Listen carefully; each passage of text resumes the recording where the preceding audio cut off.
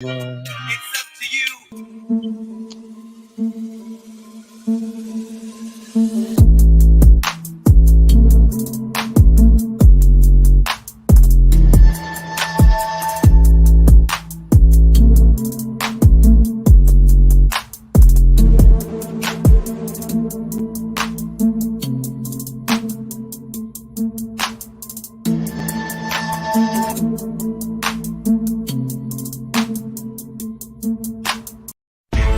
Tune in now to the hottest sports podcast, 910 Sports. 910 Sports. We discuss the latest topics in sports, interview the athletes from all over the country, known and unknown, while spotlighting the youth of today and tomorrow with host Icon E, Mr. Personality Jacob the Great, Crystal, a.k.a. Miss Wildfire, KB the Amazing, and Steve-O, a.k.a. Mr. All Everything Georgia.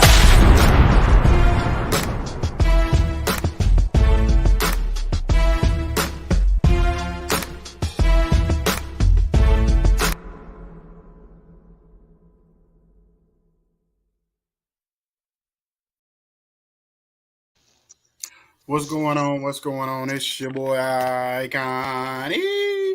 I'm here on 910 Sports Reloaded, Season 2, Episode 8.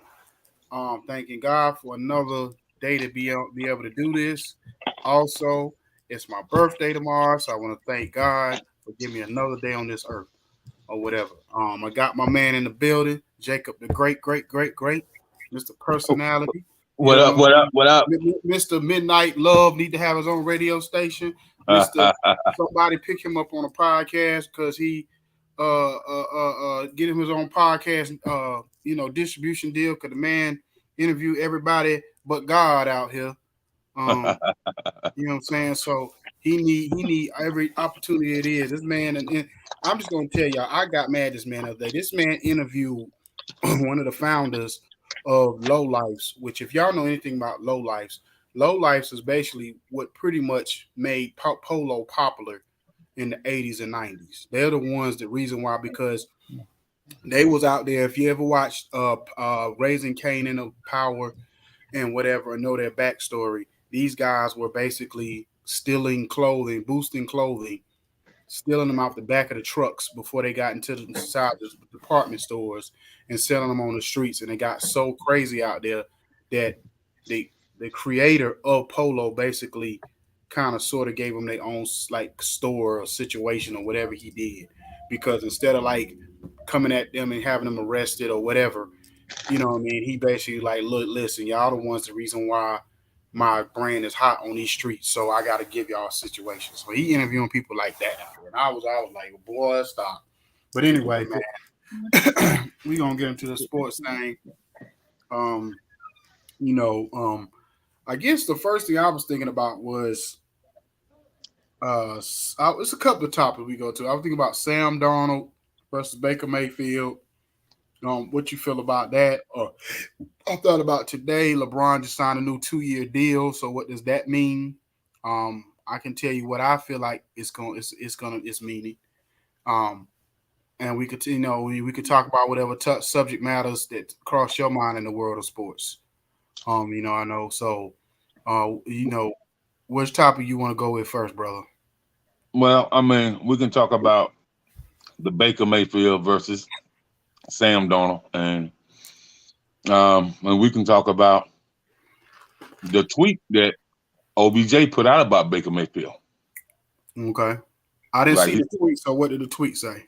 Like he's supporting him. So I just think with that situation, even though OBJ dad said what he said about he couldn't get OBJ the ball, but for the most part, I think it was basically the media and the coaches. I don't really think they had any internal beef or anything like that. I don't even think they was at odds, man. Mm-hmm. Yeah. Because, the media can make a situation seem like it's something when there's really nothing there. Mm-hmm. So, true. But both of them, look, I looked at Skip and Shannon And Shannon showed some clips of Baker. Shannon showed the bad ones, Skip showed the good ones. But Baker Mayfield is should be too much of a veteran in the league to be throwing the ball at the receiver's ankles. And Sam Darnold was right on target, every play almost. Yeah. Like he was slinging that thing. But I've never been a Sam Darnold fan. I think he was overrated in college.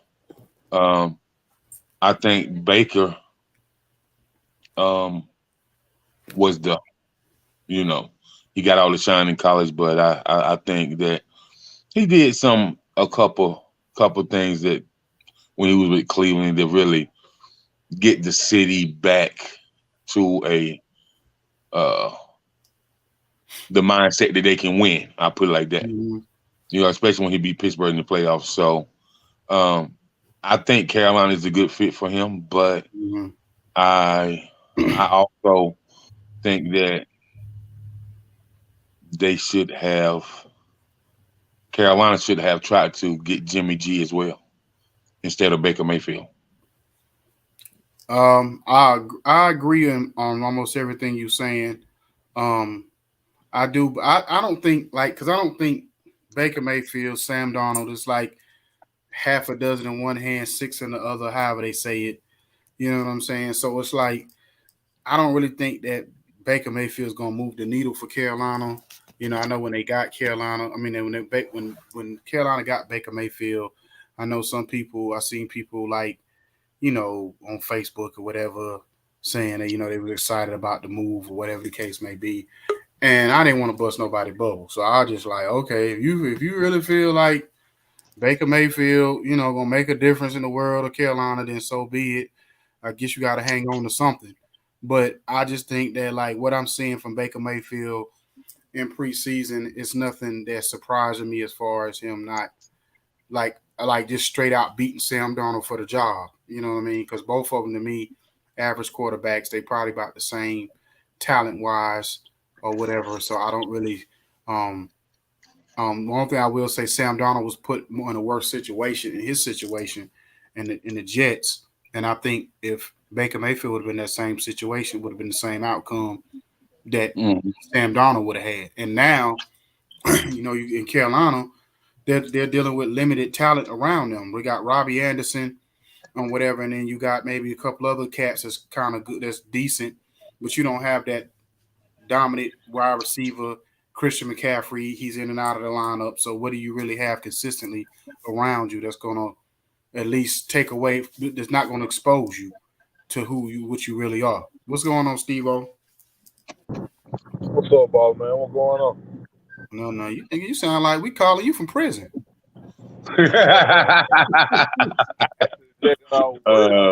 Steve, what's up, bro? I saw the goddamn broadcast and I was like, wait a minute. I'm tripping. So I'm really just getting out, man. I'm really just gonna sit in the background and listen. Well, y'all told me 9 o'clock last week, so we did. You right, and I ain't know we was switching this week. Oh, okay. It's all good. But I mean, I don't know. Do my sound how it sound? Because I am in the car. I ain't never did it from the car. I mean, you good. It's just when you first came on, you sound like you was calling straight from jail. I'll wait for them to say you got 5 minutes. Oh man, stop. But we talking about, Baker Mayfield versus Sam Darnold. You know what I'm saying? What's really what you feel about the whole thing? Yeah, I think they both trash. I don't really think neither one of them really, they're good. But I think Baker's gonna win the job. It seems like they like him a lot more than they like Sam Darnold. He gives you a little bit more athleticism than Sam Darnold. You know what I mean? So yeah, I personally would probably go with Baker, but I mean it just depends, man. I think the boy really, I really don't think Carolina know what they want to do. I think that's why they head coach by the fired. I don't really think he ever really have a solid plan. Like he wouldn't draft him, play to be his system. You know what I mean? Like I'm cool with taking the best player available type of approach. But you can't keep doing that after a while. Like, how long do you plan on being picked in the top 5? Like, Carolina's been picking that for a minute. So, Yeah, I don't think Matt Rule is the guy. And then they got the new owner who just bought the Panthers 2 not too long ago. So I mean, I think the Panthers going to just be in a rebuild state for a minute. They got a good defense though. Their defense is deep. They don't say they have a So good you said defense. Carolina got a good defense. You know what I'm saying? They got some players. They got a good D line, and they got some young guys. They got some talent in the back. You know what I'm saying? Secondary. They got Joe Horn's son. I think they got another good cornerback this year that they drafted as well. So I think it'll be good, man. I think it is the NFC South is the other point after Brady. Like, you know, Tom Brady is winning right now, but you want to put yourself in position to be that next team after Tom Brady lost after Tom Brady retires. And I think right now you have to look at Atlanta and New Orleans being the team. I don't really like what Carolina doing draft-wise and head coach-wise, front office-wise. I don't really care what Carolina really doing right now. Yeah. I agree. Now, speaking of which, let's before we go on to something else. What I thought about this Chargers situation all week long. I've been hearing, and more people leaning, and more how much the Chargers are reloaded. And my thing is, are they putting too much on the Chargers to say that they're the talent? I know they got a lot of talent, but is Chargers ready to make that next step like Cincinnati did last year to possibly get to an AFC Championship game or a Super Bowl? Are they really ready? Because we keep talking about Josh Herbert. This is what is going on. His third year. Yeah. So I would say but that division is tough though. You know, that division got a lot tougher. But I look at the teams in the division and like the teams that are like complete teams. You have to look at the Chargers first, man. That defense, you got Derwin James in the secondary, J.C. Jackson in the secondary, you got Khalil Mack, you got Bosa. Like that defense from front to back is just full of studs. They damn near rival around defense when it comes like name for name and Pro Bowl, All Pro for All Pro. You look at the Chargers defense, they're damn near like the Rams of the AFC. When they're like having a Pro Bowl level player on every level. They might not have that Bobby Wagner, but I think they do got a young linebacker that's, you know, pretty good. But I just look at it as if the Chargers are a complete team. Their offense has been together the longest without losing anybody. Still got Pat Mahomes out there, but Nico Hartman, his longest receiving weapon besides Travis Kelce, was carted off the field today. So who was caught off the field? Mecole Hardman, the wide receiver, the speedy wide receiver that had the other one from Georgia. Was he still with the Chiefs? Yeah, he was with the Chiefs. He was going to be their deep threat for Tyreek. Him and Tyreek, he's not fast as Tyreek, but he damn near is fast. Probably like the second fastest person in the NFL behind Tyreek. But yeah, that's gonna hurt a little bit. So you got Pat Mahomes, you got to at least have the threat of being able to take the top off the defense. Yeah, that's definitely gonna hurt losing Nico Hartman because he was probably the second fastest player on the team last year, behind Tyreek. You know what I'm saying? So that's definitely and he kind of Yeah, you're right. No, I was agreeing with you. You're right. Yeah, because when Tyreek missed a couple of games last year, Nicole Hartman was kind of the guy he kind of leaned on a little bit to make a few big plays here and there. So yeah, that definitely might be a game changer when it comes to that whole division. But like I tell people all the time, like I've been telling y'all or whatever, is that basically with the thing about with division play, sometimes like division play, these teams in the AFC West, they always played each other tough. Even during the time that KC been dominating, if you watch a lot of them games, like when Kansas City would play against, they would go against like Denver, or if they go against the Chargers or whatever, a lot of them games would come down to the last drive of the game. You know what I'm saying? Or even with the Raiders, them games would come down to the end. So now these teams are called more evenly matched. Like you could say the Raiders are the least talented team in the AFC, but at the same time, when you playing in the division, you just never know. Especially when you have a little bit of talent, you just never know sometimes how them games are gonna play out. Yep. So I Ain't nobody checking for no radio talent, man. Stop it, man. I'm just saying, bro. Man, nobody checking for no radio talent, bro. Games. They got no The talent. only thing we checking for in Las Vegas is the casino and the strip club. Ain't nobody checking for no radio. I'm not saying it like that. I'm just saying they have enough talent on their team to like stay in ball games. You say what, Steve? I don't even care for the strip club because they can't get all the way naked. Oh man. Oh yeah, they have topless. They have topless. You in Atlanta, you spoiled it. Because you in Atlanta, you spoiled it. Yeah, spoiled in Atlanta. You know what I'm saying? But what I was gonna say was, because if you think about it, okay, is anybody gonna really be able to stop the Raiders? So the Raiders got enough offensive firepower to keep up with you. The question is, that's true. You know what I'm saying? So the thing about it is, they can score with the best of them. They might not stop nobody. KB, I don't know about that, cause my question is, Carr, you got your homie Adams. So is the chemistry gonna be good enough? And how elite will you really be in that division that you're in? That's the question. Well, if the running backs stay healthy, if Jacob stay healthy, if they got Waller and he's considered a top 5 tight end, and then you got Devontae Adams, and then whoever your second receiver, whatever it is. They got a good offense. Their offense is good enough to keep up with anybody else in the division. That dude, Renfro, Hunter. I think Hunter Renfro. Yep, they got Renfro. He's like a little slot receiver. He like he's like the Julius Edelman type. Well, let's be clear here. Getting the ball thrown to you by Aaron Rodgers and getting the ball thrown to you by Derek Carr is completely different. Oh my God! Derek Carr is not that. Derek Carr is a pretty good quarterback. He's not that bad. I didn't say he wasn't bad, but he ain't Aaron Rodgers. I ain't say he wasn't decent. I ain't saying that people talk about him a lot and talk about he overlooked. But all I'm saying, man, we know he ain't Aaron Rodgers, and we already know where the confusion gonna come in at is these receivers that's already at the Raiders, that's been there. They're used to getting a certain amount of touches. You bring this guy in, you pay him all this money, and they don't get the touches that they're usually getting. That's gonna be some confusion, brother. I guarantee you. You talking about with the Raiders? Yeah. I don't know. I think as long as they winning, they might. Him and Derek Carr were teammates. They were teammates.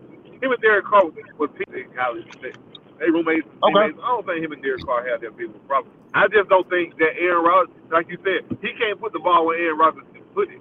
So I don't think you'll have the yards have to catch like Adams did you. Can he handle catching the ball and getting hit immediately? Whereas Aaron Rodgers is throwing you open and you just take off running down the sideline. But if have the ability to do it. But if Devontae Adams is that guy, like everybody say he is, he gonna have to get himself open too. I mean, everybody say he the best receiver in the game. We don't know He the best receiver in the game. We ain't never seen him. With Aaron Rodgers, he was the best wide receiver in the game with Aaron Rodgers. He might go back to being, top 10 with what's top 10. You tripping? He'll be top 3 still. Y'all disrespectful. Top 3. What you say there, brother? Yeah, I don't know. You got Cooper Kupp. You got DeMar Chase, Cooper Kupp. Well, now when it comes to stats, because I mean they consider him the number 1 receiver, but he didn't lead the league in touchdowns or yards. You know what I'm saying? Like, I think that's more attributed to the system. Like Cooper Kupp was a Triple Crown winner last year, but people still don't consider him the best wide receiver in the league. Which is crazy to me. I mean, I think it's just consistency and doing it. I think, Cooper Kupp had a good year. So it's like, okay, if he does this again, all right, now you maybe have him there. But I wouldn't be mad if somebody said he's the best wide receiver in the league because, I mean, he did it. Like, he was the Triple Crown winner. I'm just saying. Who you taking first if you picking the team? I'm picking Devontae Adams because Devontae Adams is a clear-cut number 1. Who y'all taking first if you picking the team? I thought who I you gonna mean, take? Jake, who That's you gonna kind of take? hard. That's kind of hard. who I'm gonna take first? Well, man, I'm a type of person You got to know. who It's you. who I'm a type of person. I definitely ain't taking CeeDee Lamb first. No, definitely not. But I don't I think nobody gonna definitely do that. think as of this past year, My bad. you know, the year ain't started yet, but last year Cooper Kupp was the best receiver in the league, in my Yep. opinion. He was best receiver in the league, in my opinion. Yes, he was last year. Absolutely. And then Yeah. based So off of based off of what KB saying, then you would pick Cooper Kupp because you basically almost saying you don't know if Davante Adams can do the same thing without Aaron Rodgers throwing the ball to him on point. And I feel like Cooper Kupp, you could put him in That's what I a think. situation because I feel like Cooper Kupp is based off of his route running and his precise cuts and things that he does on the field, his savviness on the field that gets him Well, open more than anything else. well, So if you well, put him in any Nah, situation, if that's the well case. Cooper. Cooper Kupp been the same wide receiver for the last 3 years. He just got a different quarterback. Right. Exactly. He got So a if that's the quarterback case, that then you can put him in And any scenario. and that's why I say Davante Adams may not be the same person because he doesn't have the same. I don't think he needs to have the same because Carr isn't bad. Like Carr.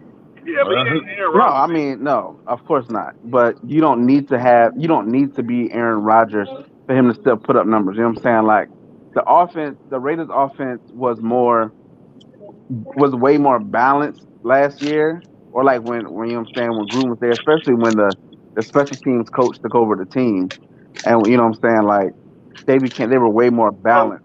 But he led the league yeah, and comeback drives like they still do the rock a lot.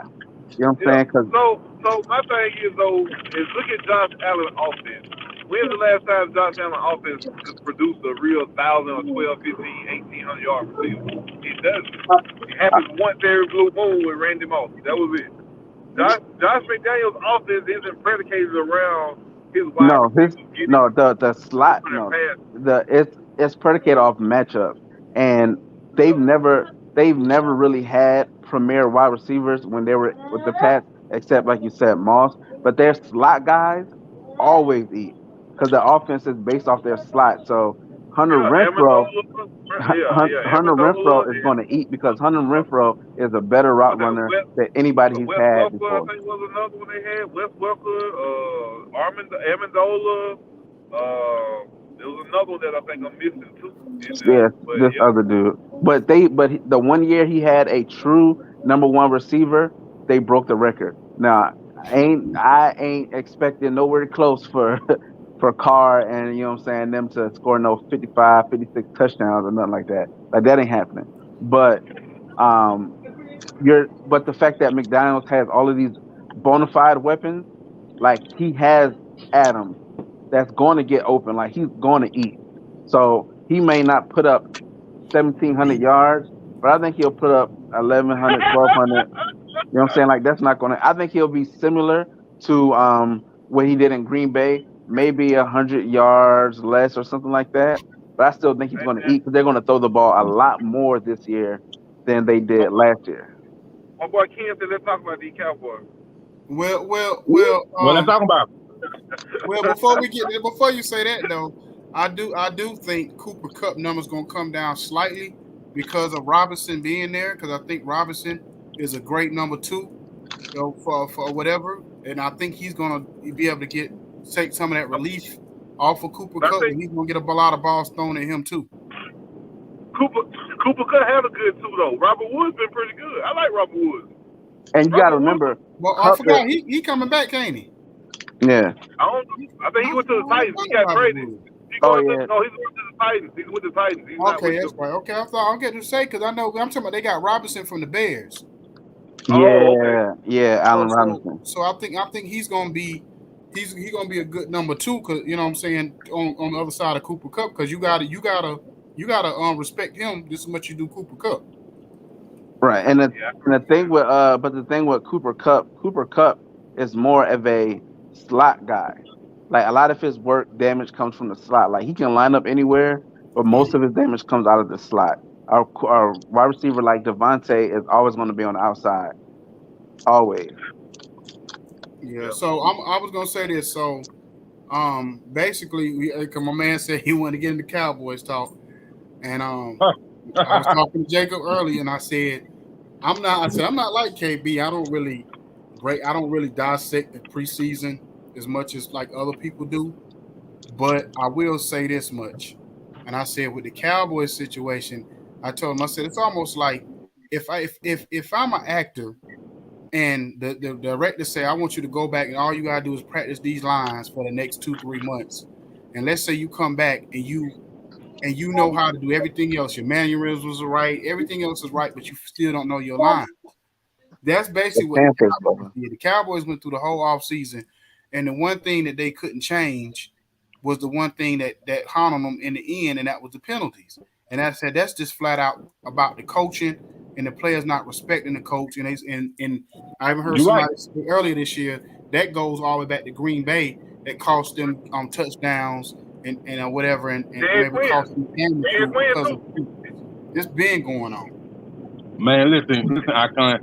Dead Don't nobody Quinn. want to play for Mike. Dead Don't Quinn nobody bad with want. the too. And Dead don't nobody Quinn want to play for horrible with Mike the McCarthy, man. I Yeah. I think the thing with the Cowboys, because like I like the preseason because it shows you your depth, right? Because everybody knows your starters. Very rarely is their starters going to be in the whole game. Like, other than quarterback, you're going to have some quality depth pieces. When you look at the guys behind the stars, those guys are the reasons you win championships. You know what I'm saying? Those are the guys who fill in the gap, who keep everything going, and that's why of course, talking trash. I'm always talk trash about the Cowboys and other teams, but the scary thing about the Cowboys is their line isn't their line is worse than I thought it was. Now, of course, all the starters aren't there and things like that, but the core of what you need to be successful isn't that good. And my fear is that they're relying too much on Dak to be a Aaron Rodgers like, and he ain't that No, guy. they're not. No, they're not. No, they're not. They're not relying on him too much. You gave him $45 Well, million. You can't yes, pay I two mean, players to come in there and do stuff. yes, you pay You him, can't do that. but You don't have the cap. You don't mean you don't have the cap space. You gave your quarterback is eating up a third of your offensive cap space. well, that's the whole thing. Like when I say that they're relying on him, they're relying on him because they are paying him. You know what I'm saying? Like they put all their chips in the deck basket, and they're going with it. Like he's going to be throwing 40 times a game. They have to. That's the only thing that validates that contract he got. Well, I'm gonna say this, and I'm a diehard Cowboys fan, and I fight your ass about them. Believe that. Yeah. So I'm gonna say this right here, man. That me and Ken had this discussion in the chat. Yes, the Cowboys, it's time for y'all to move away from Zeke. I looked at Zeke numbers the other day. Zeke numbers has dissected in the last 7 years. They're steady going down. Like, it's time to move on from him, man. I mean, somebody else will pick him up, and he might do well somewhere else. Because, when players have a down spiral years in one place, they'll go somewhere else and just be on fire. You know what I mean? So he might do well, but it just ain't it for me, man. And and that'll free up a lot of capital.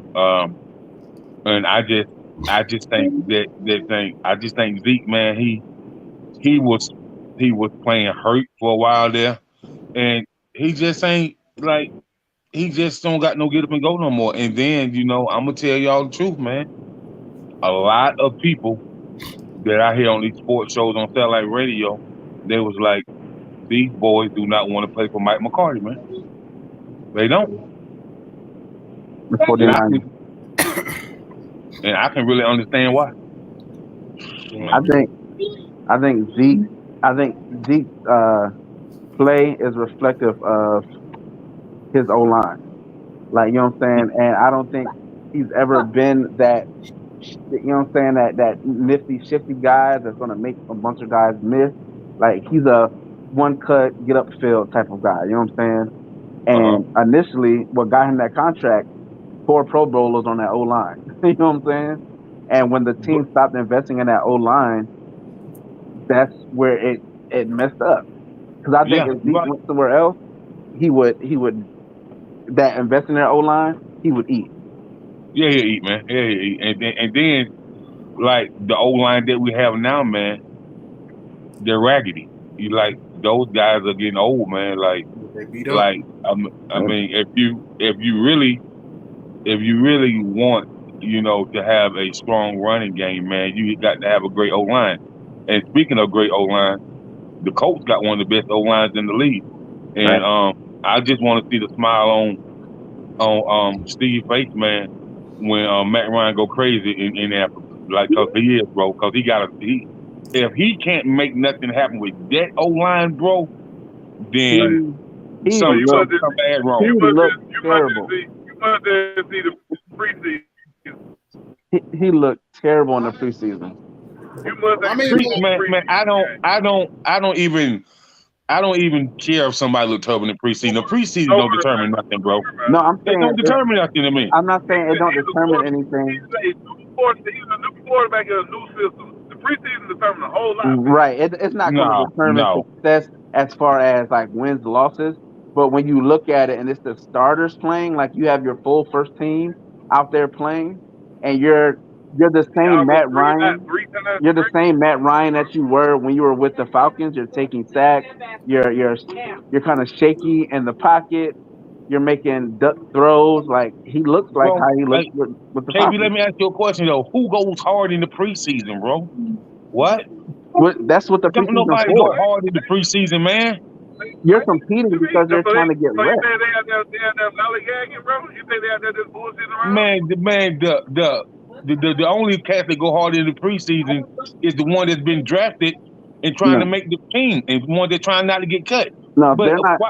Why should a person like Matt Ryan go hard in the preseason, bro? Because that's the only time you're not playing against your other teammates. You're not practicing against your own team. You actually have a live situation to implement new systems for a new quarterback.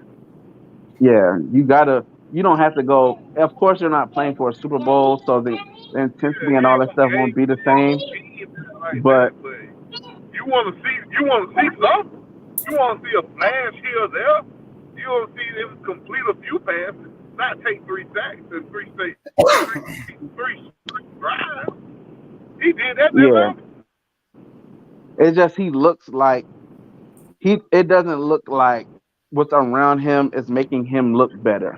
You know what I'm saying? Like people are expecting, like for me, when he went to the Colts, I was one of the first people like, oh man, they about to go crazy because he's accurate. They don't need him to throw it 80 yards down the field. You know what I'm saying? They just need a simple thing. But he ain't, like he's already falling down, taking sacks. I'm getting it. He's already falling down, taking sacks unnecessarily. I mean, he might just be done. I mean, you just never know. I mean, he was his 15, 16 year. Everybody not gonna look like Brady and Rodgers, in 15, 16 years.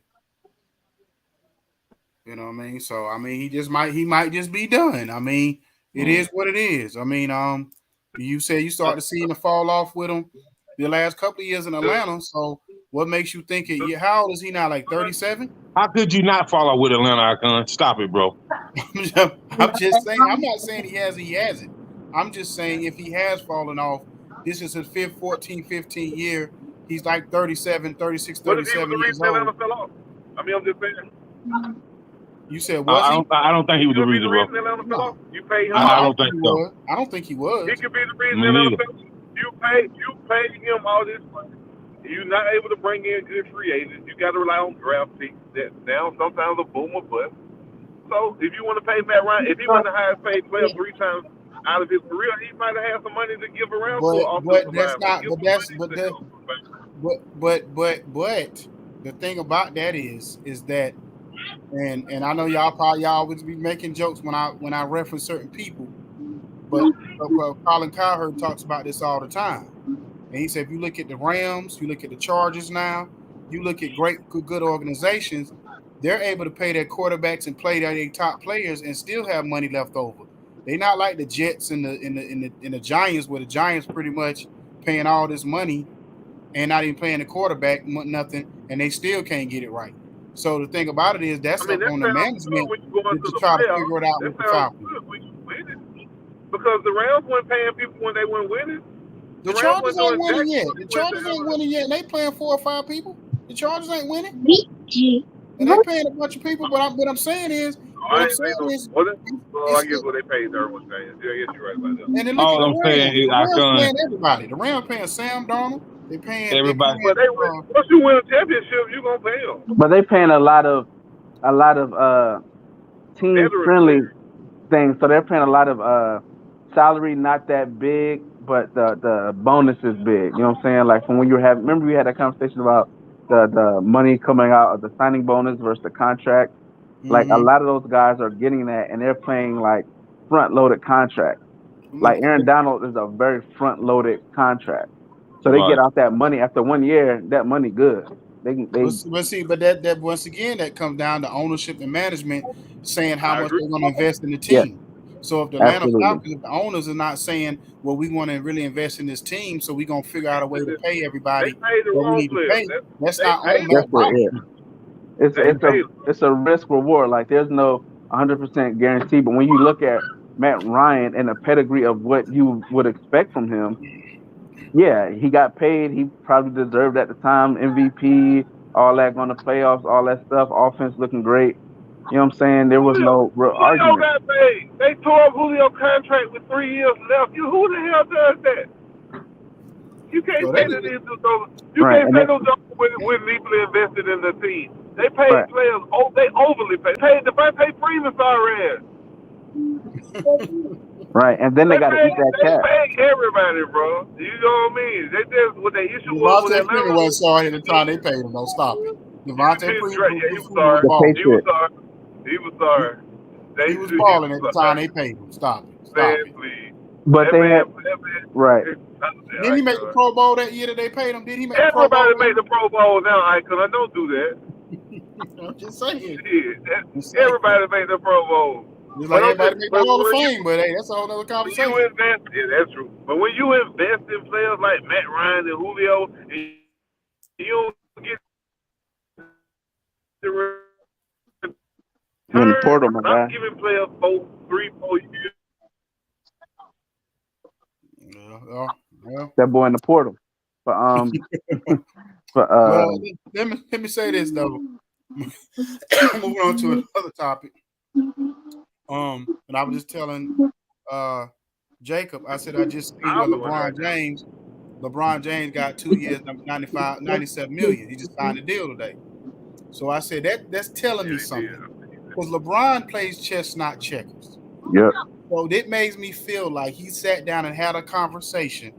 Don't be surprised. I'm not gonna say it's Kyrie Irving or if it's gonna be the Utah Jazz situation with Bogdanovich and all the players and Jordan Clarkson, or if it's gonna be, or it may be whatever different, it may be the Buddy Hield situation. All I'm saying is, don't be surprised if you start seeing them trades start happening in the next couple of days.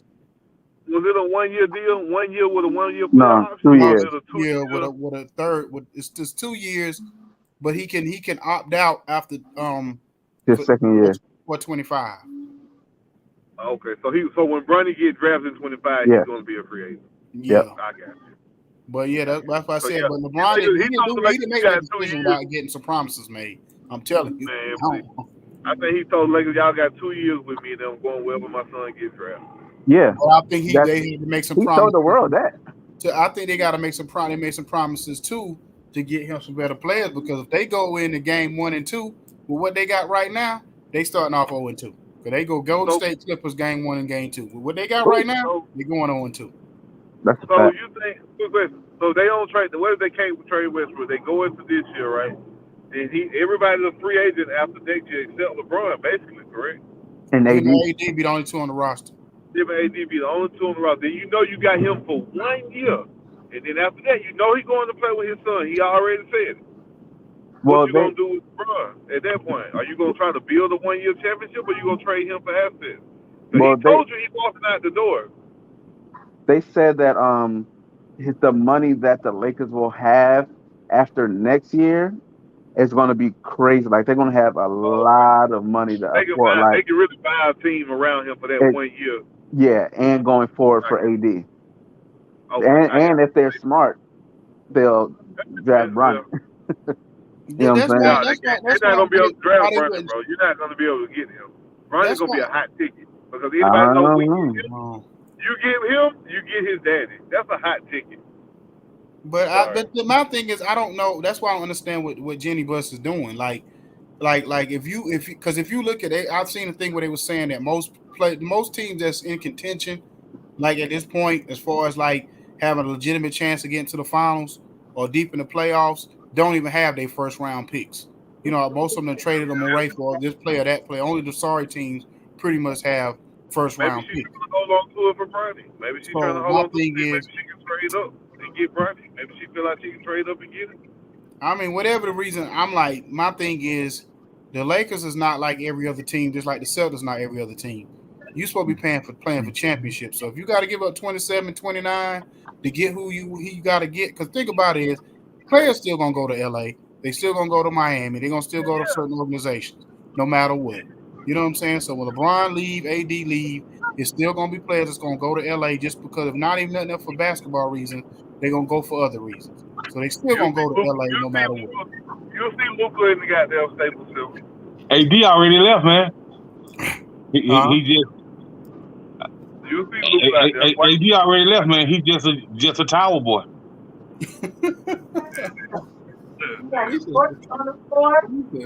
Hey, y'all. Nah, I ain't gonna say that because I said I wasn't gonna talk about it.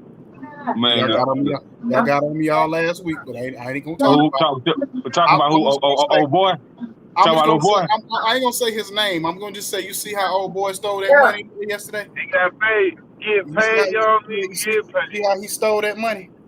Get But paid, young nigga. that ain't none of Get my paid. business though. That ain't none of my business. That man, they owed that man that money. What you talking about? He get stole. They They owed older that for man what? that money. Older for what? Sitting on the bench. Bro, you signed the contract. I signed the contract with you. You owe me that money. Yeah, you signed the contract to play basketball. You signed a It contract. said if healthy. Right. It said if It's healthy. the one time the player beat the house. That's all. Yeah, that's what That's I'm all saying. it I ain't was, gonna say man. he stole that. I'm gonna say he stole that money, but they ain't none of my Oh business. man. There you go. He's Ain't none of my stealing money business. now. I'm They probably gonna call my job tomorrow and play crazy. I had a sister-in-law. you know what? Play If I crazy at call my the bank job. Said tomorrow they and give me if I 15 call minutes. the bank tomorrow and tell them that I'm having mental problems, you know what they'll do? They'll pay me to go to the doctor. I They know that. sure will. Oh, like I said, he stole money, but I ain't gonna. Yeah. 4 to 6 paid time Yeah. off. 4 to 6 months paid off. I give you Steve. 6 But months see, pay. now You know, I'm gonna say this, Steve. Nowadays, dog, Give it to Jalen. they should have had it back everybody, then. Everybody was and anybody, like because life get bad, bro, doesn't mean that. Man, listen, bro. Like it's just I just don't really agree with what a lot of people say, and that's just my personal opinion. But for those who so seriously have something going on, I do pray that they seek help. But man, don't if you don't have it going on, bro, don't use it as a don't. crutch because that's a serious situation. I agree. I agree. So what y'all think about the boxer then? Because Crystal told me I was wrong for thinking that. I thought boxers shouldn't be able to use it as an excuse. That's No, what because you I think signed up for that boxing. Somebody's gonna hit you in the. I think Adrian Broner said you're his mental taking health's not right, so he I think dropped out of the fight you're coming up this taking weekend.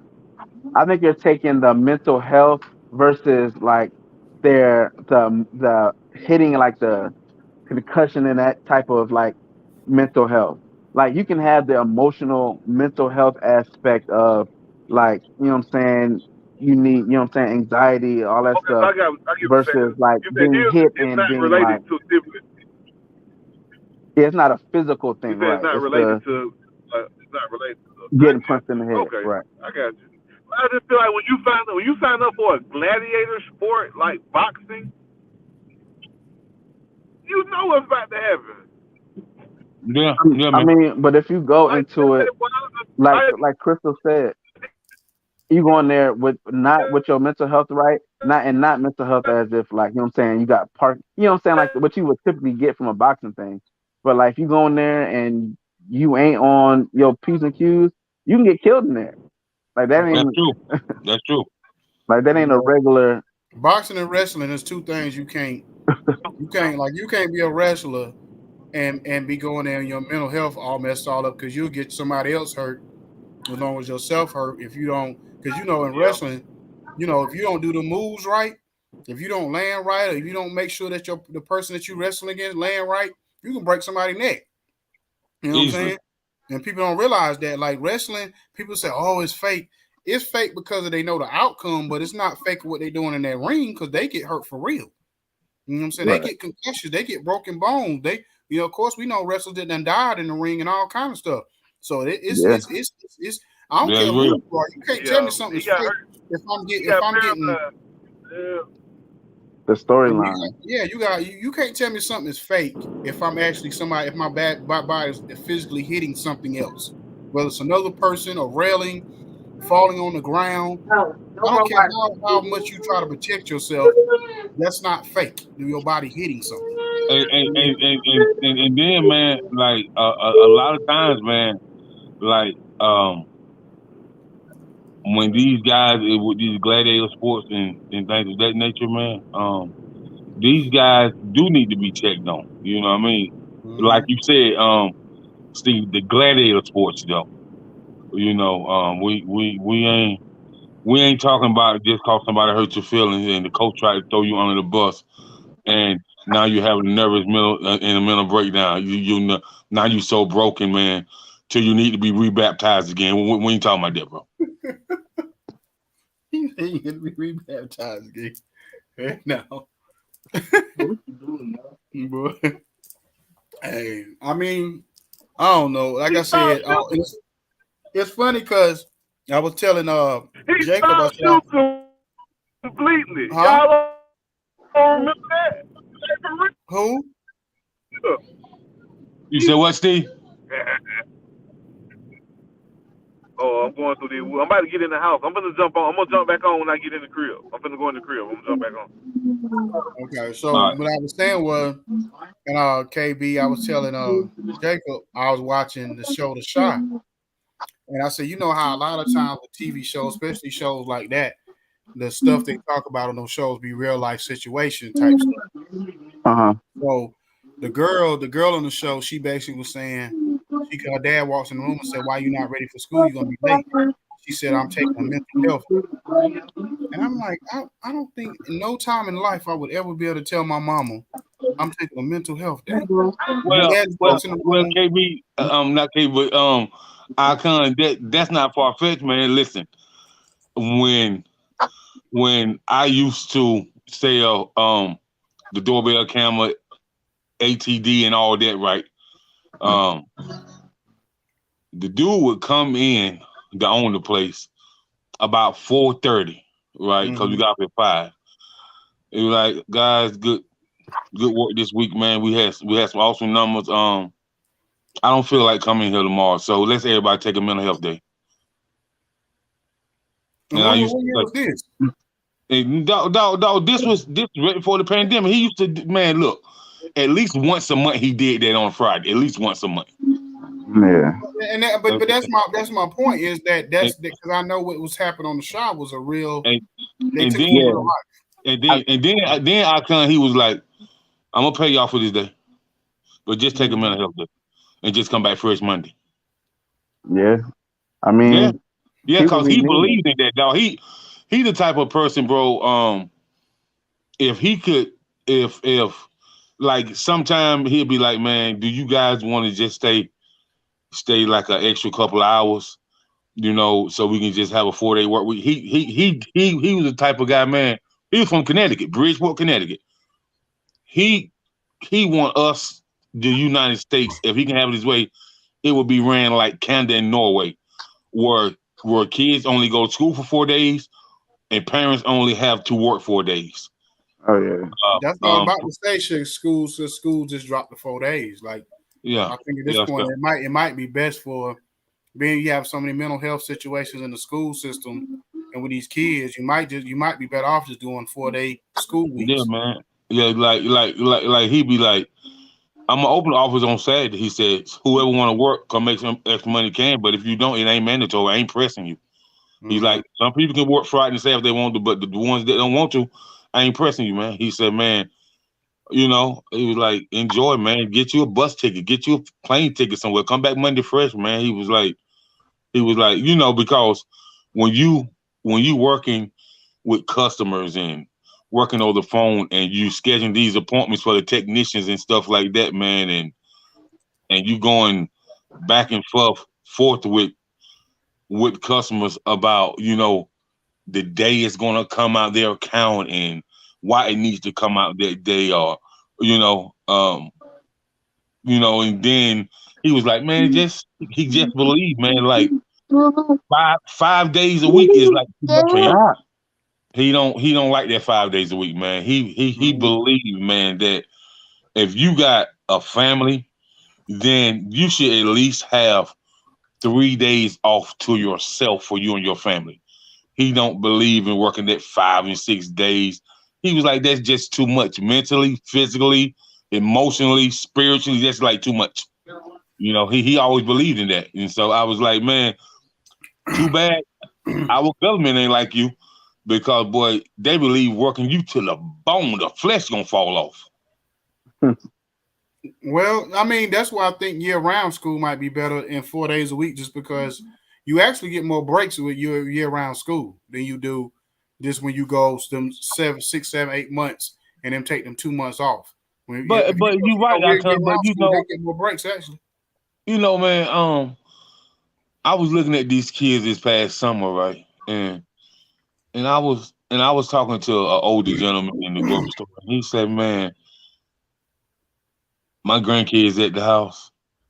He said, but if they was home, they wouldn't be made read no book. He said, but when they come over here for the summer, oh yeah, you got to read.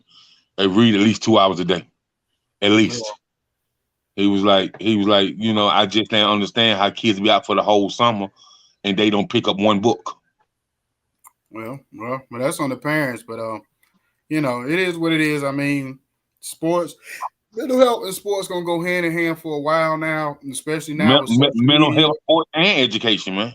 Well, I'm just saying, just from the fact that we on a sports show, you know what I'm saying? I don't want to get too much off the rail a little bit too much on this one. That's something we could talk about on 95 South. Right. I feel you. So that's why I said. But my thing is that So let me ask you a quick question, Icon. You and KB. Do you think some of the GMs or even the commissioner, you think that they may because they deal with a lot. So mental health, I would want to say they definitely go see a therapist at least once a week. Would you think that? Teams have they have team therapists, team psychologists. Because I was actually looking into getting into that. They have mental health professionals on either on staff or someone that they work with that the team may trust to handle their stuff. You know what I'm saying? Well, I was more or less speaking on. I was thinking the team probably do that, but I was more speaking on like the GMs and the commissioners and the president of NFL operations and the Players Association president. That's a lot to deal with, man. Yeah, I mean they do. Like when you think about it, like the work week of of the NFL team, like the mandatory stuff, typically they work Sunday is their work day.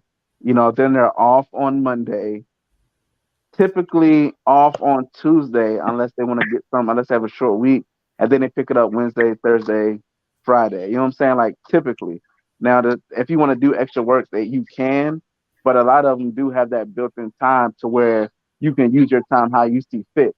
Now, of course, a lot of people, they want to work, put in film, put in lift, all that stuff, but they have those days off during the week to, take care of their stuff and things like that. And even teams like when you watch like Hard Knocks or you watch a lot of stuff they do a lot of mental health breaks where instead of having practice, they'll all go to like the arcade or they'll go to the bowling alley. You know what I'm saying? They'll do stuff like that to where it just frees them up mentally to go back, have fun, do your thing, and you don't have to worry about the quote unquote activity of football. You know what I'm saying? Mm-hmm.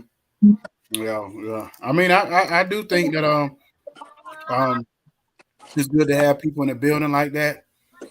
Because because a lot of times these players deal with a lot in the off time, whatever, and then trying to come in and play a game, can be a lot for some of these players, especially in this day and time with the social media and everything. And everybody can't help. Everybody can't hate being criticized. That's No. true. That's true. Cause Ken going at some of them players, and I be like, Ken, leave them for long, man. No, I don't at players, but like coaching, like you can't. I mean, coaching is like parenting. Like sometimes you can't not treat, but you can't approach each of your kids the same way. Sometimes, you know what I'm saying, like No, they you built can't. different. So it's the same way with a You're right. player. Like some players can take that rah in your face, smack you on your helmet. Other ones you have to pull to the side and have that like, yo, Yeah, man. look, you know what I'm saying, You have more of a teaching thing. you got to I've give been them a blow. blocked by a player before, though. I don't respond to a player that KB don't man. The other you got pulled to the side. You got to give them a blow pop, a damn Capri Sun, Nah, and, it's not and, that. It's and some just juicy fruit. communication style. Like everybody communication style ain't the same. You know what I'm saying? And as the person that's the authority figure of the relationship that you're dealing with between coach player, you have to find out what's the best way to get to your Yeah, player and have them respond. Like sometimes you're going to yell, sometimes you have to do what you have to do, but a lot of that time when it comes to communicating to your player, it every player ain't built the same. And not you're saying right. that Absolutely. the person that needs to be pulled aside, that doesn't mean he's weak or sensitive or a bum or some shit. It's just he just don't respond to that type of coaching. Like some Yeah, players he can yeah, ride and other ones he like, hey, look, The new calm down. generation. Yeah, I know. Yeah, No, it's you're not a right. new generation. It's I mean, it's coaches that you can I'm sure you can look up and they be like, look, I had to pull the quarterback to the side. I'm like, hey, look, you ready? You focus, get ready, da da da da. Like in the midst of the chaos to bring the calm. Like it's just you have to be able to put on different hats and different communication styles when you're dealing Okay. with people. Well, speaking All of right. which, because that kind of go into the segment I just thought about, Aaron Rodgers situation. So basically, Aaron Rodgers said what he said about his receivers. They just had a Uh-huh. report I just seen on ESPN where they were saying that I guess since that happened, Aaron Rodgers and the receivers had a meeting, and basically he was discussing with them how when he's been on the football field, he needs them to progress enough to see what he's saying. And I'm thinking to myself is that's not fair to them. You've been in this game for 15 years. There's certain things you're gonna see and notice on the field that they're still gonna have to learn. And I know it's not your fault that you have to play with all these young receivers or whatever this late in your career. It's kind of the team never, for whatever reason, ever they keep. It's almost like they be trolling Aaron Rodgers, where they're going to the draft and pick everything but a wide receiver. right. But at the same time, you being a leader, like I heard Torrey Holt say earlier today, he said, yeah, sometimes you got to get on. He said he don't have no problem with what Aaron Rodgers said, but he said also you got to love on them too. You got to let them know, encourage them when they do make a mistake. Okay, let's do this to get right. You know what I'm saying? Let's come in and have some extra meeting time, some film time. Let's throw this, have some extra practice time. Let's do the little things to try to get better. You can't just bash them but not praise them at the same time or encourage them when they do make mistakes because they still young players. So, you Yeah. know, you know, but what y'all think about that? Hey man, every leader ain't supposed to be a leader. Yeah, that's true. You That's true. know That's what I'm part of the reason saying? why he ain't won another championship too, because I think his leadership skills have more have held him up from winning a championship more than his actual talent. I think it's been a lot. Well, you think that for real, or Yeah, them because if drafting you a watch a quarterback? lot of times when they go again when they have what you call those moments where things aren't going their way. If you watch his That's body true. language and the Yeah. way he treats everybody is terrible. You know what I'm saying? Where like reflecting that, could he be thinking at that time like, damn, if they would have drafted me a wide receiver instead of a backup quarterback in the first? He might be thinking that, but if you hear Brady said like he was on his podcast last week, and Brady said my thing was like when we was down 28-3 in the Super Bowl, not throwing shade at y'all, but he said when we was down 28-3 in the Super Bowl, he said I could have easily said, okay, it's over with, we lost. They the better team. He said no. He said what he thought was how great would it be if we came back? How historical would it be? Everybody ain't Brady though. Come on, man. What I'm saying is players that think like that, like think that just think of more quarterbacks acting like Aaron Rodgers. I couldn't stop it, man. Brady need to stop that because Brady treated Jimmy G and Brissett like damn stepchildren on their sideline. Stop it, bro. And if they would have drafted, I'm talking about doing the first round in games. Can you imagine what Brady would have felt like if they would have drafted Jimmy G in the first round and not been like a late round draft? Then you drafted man in the first round and I need a wide receiver. I mean, come on, that's disrespectful to him. Have they always? But they've not always put around the talent that. I agree. That's why he went to Tampa. That's why he went to Tampa. Who you talking about, Tom Brady? That's why he went to Tampa because he got tired of not being able to pick his own groceries. You know what I'm saying? You got to admit, as soon as he got to Tampa, they didn't pick his own groceries. He wasn't wrong in England. We know now that he wasn't. Yeah, he wasn't wrong in that situation. New England was stupid and wrong. I know I'm not saying he was wrong. What I'm saying is you acting like he helped develop those receivers. He wasn't handpicking Edelman and all these players to come play with him. You know what I'm saying? In the beginning, that's what I said. You know, that's what I think about Aaron Rodgers too. Why you don't have no wide receivers come play with you? Why ain't nobody signed in Green Bay? Man, you ever been to Green Bay? Nobody want to live in Green Bay. Yeah, but I'm just saying, from a football aspect of Aaron Rodgers and his greatness, why nobody broke their neck to get him to play with him? Just like LeBron couldn't get all them players to come to Cleveland. Don't nobody want to live in Cleveland. Don't nobody want to live in no damn Green Bay. And they, you know what I'm saying? They damn sure don't want to live in no New England up there in Boston, up there in that area. They don't want to live out there. I'm telling you. I done been in them places. You don't want to live in no damn Green Bay. Ain't nothing out there. They got a strip club in Milwaukee? Milwaukee? Man, Milwaukee, you know how racist Milwaukee is? No, I don't. Oh, okay. I'm going to take your word for it. I'm telling you, you don't live out there. They ain't got no strip club. I don't want to be there. So in Green Bay, I'm just saying, in Green Bay, because think about Green Bay and Milwaukee is not that close. Oh, really? No, Green Bay is I think Green Bay like 3-4 hours away from Milwaukee. Milwaukee and Green Bay is not the same city. That's like 3-4 hours away. Oh, okay. And Green Bay like in the middle of nowhere, like by itself. Oh, okay. You know what I'm saying? That's why the citizens, the city own the citizens own Green Bay. You know, it's like off by itself somewhere. Oh, okay, I guess. You know what I'm saying? And then the cold, you talking about cold weather? That's why it's called the frozen tundra. You gotta be a special type of person to want to play out there 8 games a year. You know what I'm saying? So, as I said, it ain't got nothing to do with Aaron Rodgers. But no, Aaron Rodgers, he's more petty. I think he's more petty than anything. Yeah, I think he came out, show you I'm an MVP caliber quarterback. You're going to disrespect me by going to draft another quarterback. And so now it's like, all right, I'll stay with this organization. I'm gonna get all the money I want. Exactly. And I'm gonna let y'all look stupid, and I'm gonna still do my thing while I'm in there.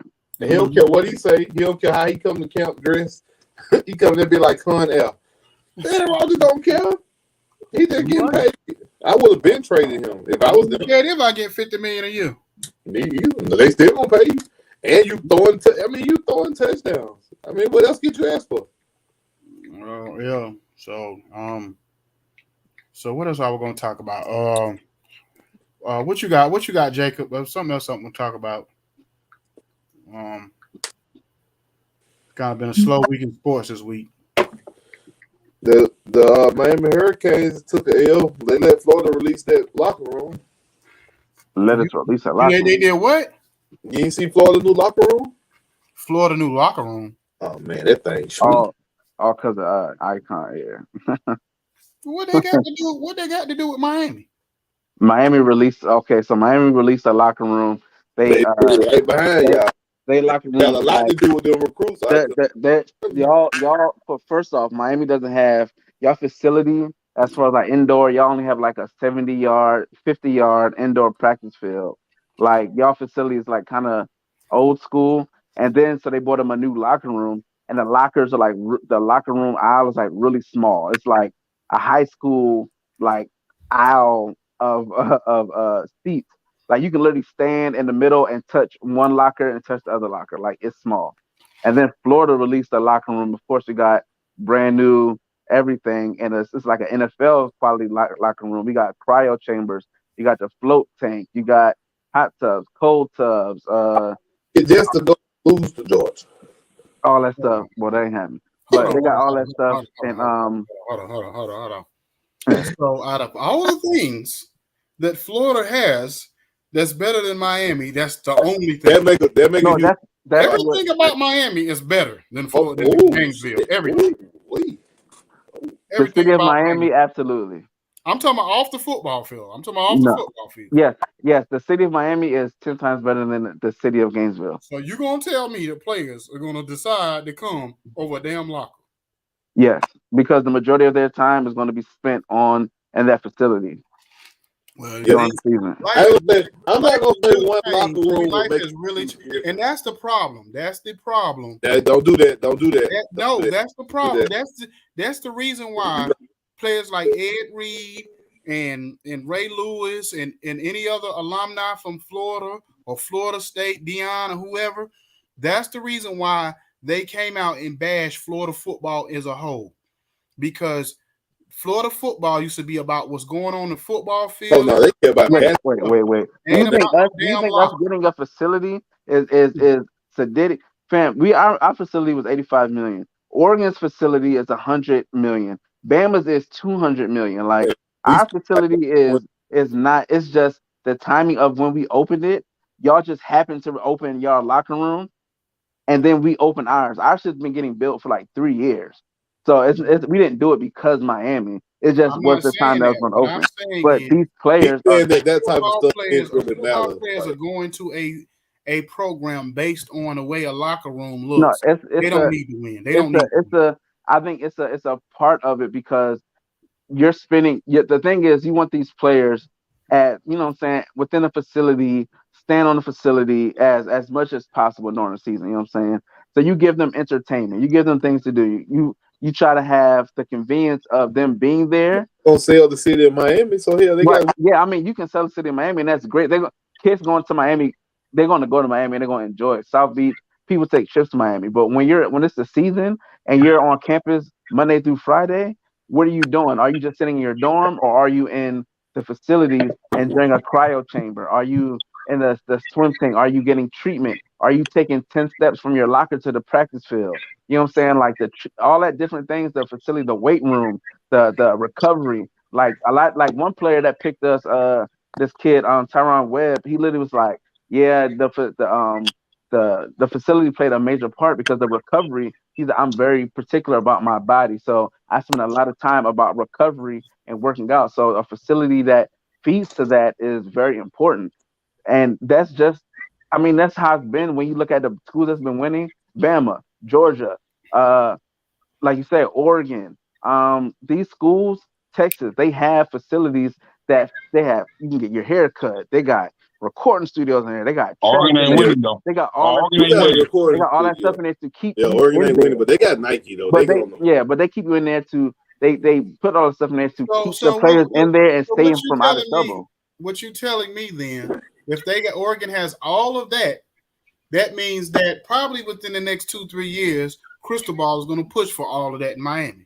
They're already trying to build. They're trying to build a facility that's $200 million. New uniforms. They just he turned it on just in Oregon. Y'all got 4 or 5 new uniforms. They got 1 new uniform, but they're trying to build a standalone facility that's like $180 million. But don't those kids want to go to Miami no more? Yes, they do. Why Miami getting back hot now. Miami players. First of all, people they want to play in Miami because 1, it's Miami, the city of Miami. 2, because they got Cristobal and they have that coaching staff. Hold on. So just like Jacob gave me credit for last year, y'all gonna have to give me credit this time, because I told y'all this. Y'all gotta start winning first. Hold up, though. No. There you I go. understand. Put the horse before the carriage. I get it. That's not what I'm talking about. I told y'all this 3 months ago. I said Miami gonna start getting those recruits that they was missing these last few years. When y'all hired Cristobal, that was a given. Like y'all aren't doing it because but they're the way Miami. y'all was talking like it wasn't gonna happen. You gotta win. Y'all wasn't gonna win. What would they No, tell we me? said you aren't going to win. We said you're going to recruit. No, that ain't what you told me. Y'all There's told me they nobody. gonna start getting those recruits. There's nobody in their right mind that follows college football who thought that Mario Cristobal going back to his hometown and going back to where he is widely known for college football, going to go back there and not recruit well. He recruited very well at Oregon. Let me ask you this question from a football standpoint. If you look at our conference is like if you put the NFC East and the NFC and the AFC South together, like who's in our conference that's going to be able to rival us over the next 3-4 years other than Clemson on a regular basis? Carolina always can't get it together. Virginia Tech always. You talking about on the field or recruiting? Because it's two different conversations. Both. Y'all haven't done anything on the field to talk about rivaling anything. What I'm saying, is you saying we started getting the recruits back. So the recruiting leads to more wins. No, it doesn't. No, it doesn't. Because we look at Oregon. But hold on, let me go, Jacob. What you just said, Oregon ain't did. When?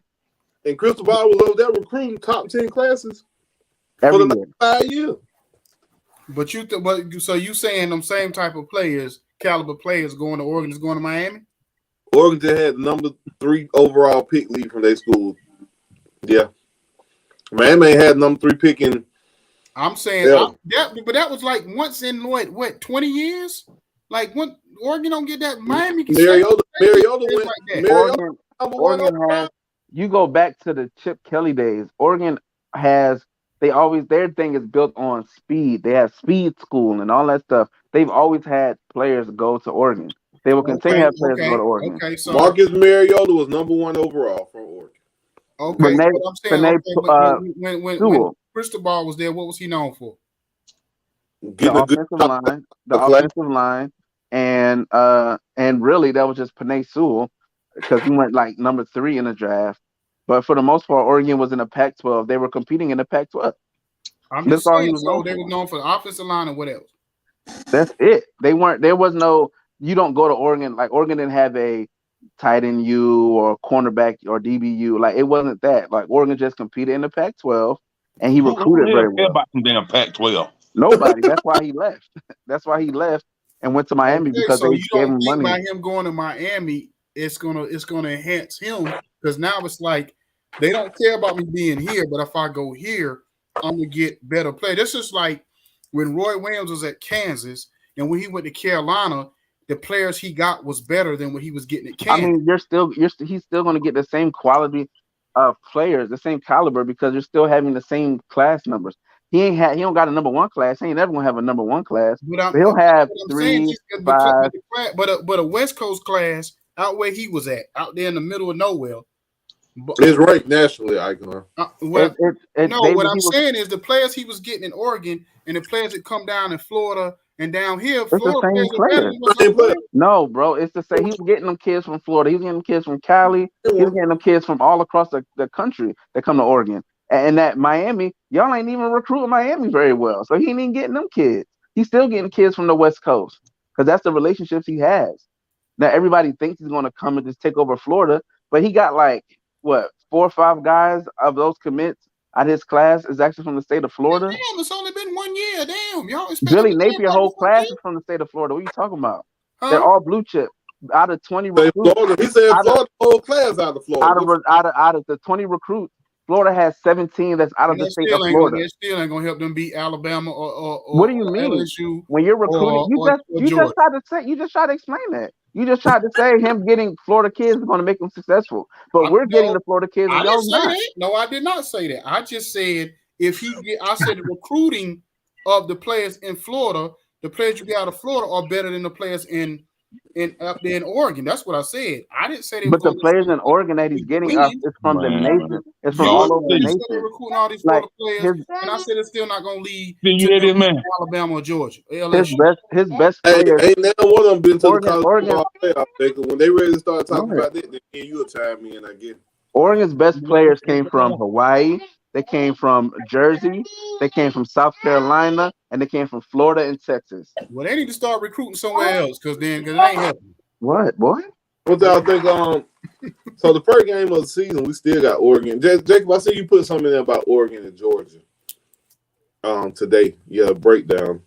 I ain't get a chance to read. Man, I've been my last few weeks at work been so crazy, and I don't really do no work. But one of my assistants is out, so that shit been killing me because I got to do my work for real.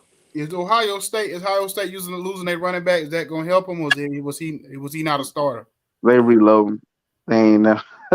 Ohio State, man, they gonna be. So the running back they lost yesterday or whatever through the ACL is not going to hurt them. Is that what you're saying? Yeah, they are a predominantly passing team, and so they have a stable of running backs that one goes down, they just put the next one in and they don't even rely on the running game like that. So they care about the wide receiver. They got I think they're gonna get Derrick Henry's son too, bro. That's gonna be crazy. Derrick Henry's son. I mean, not Derrick Henry. What's the wide receiver from Cincinnati that passed? Oh, Chris Henry. Chris Henry. I think they're gonna get his son. Yeah, they probably will.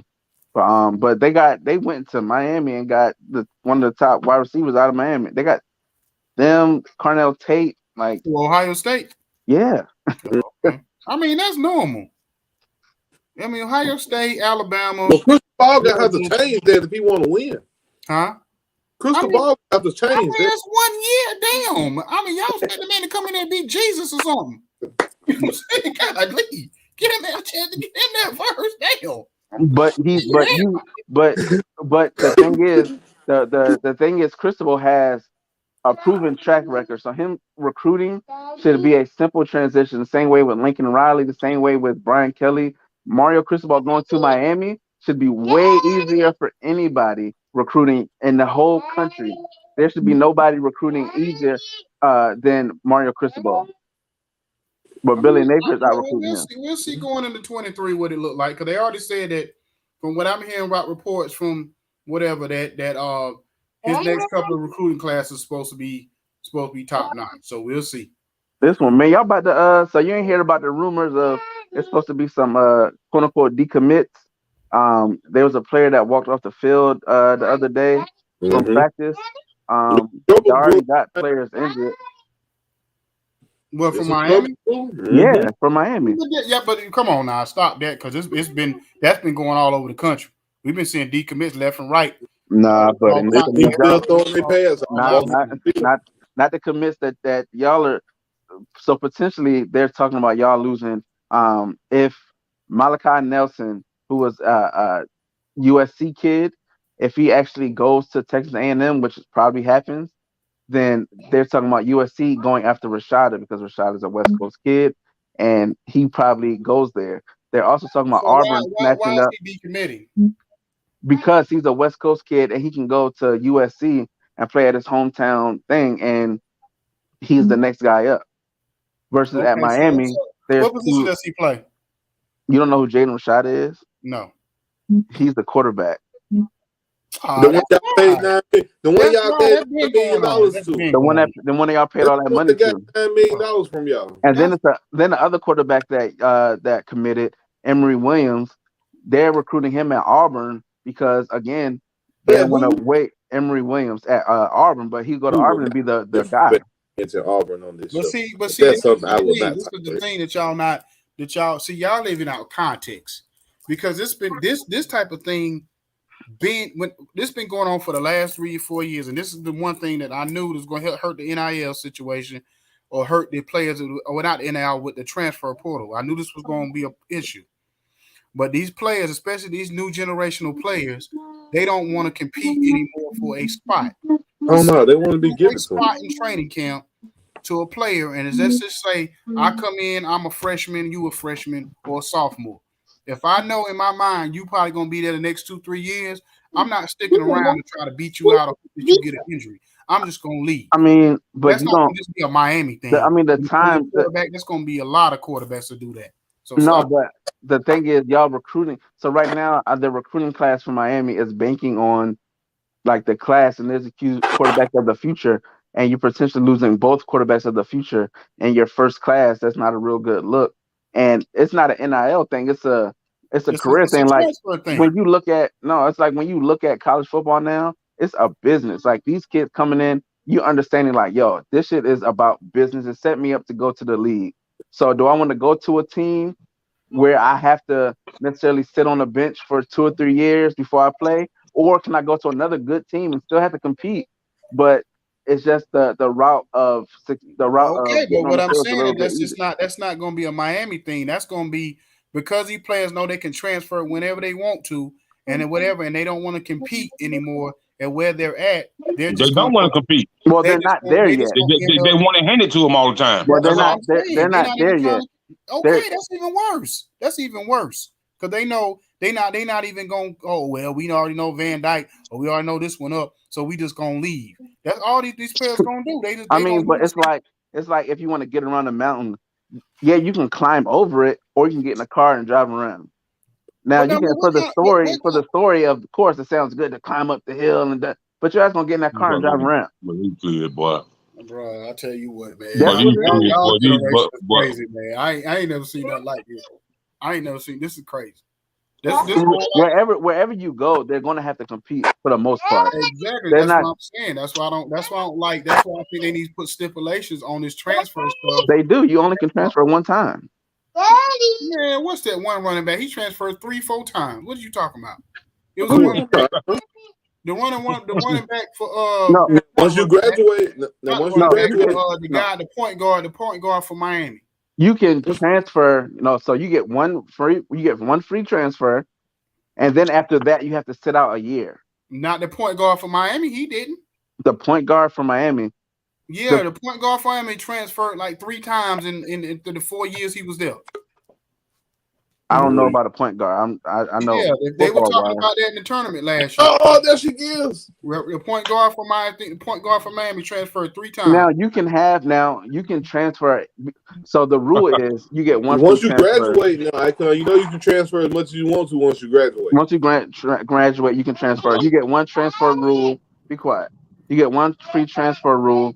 Damn. But then after that, if you want to transfer and get immediate eligibility, you have to apply for a waiver.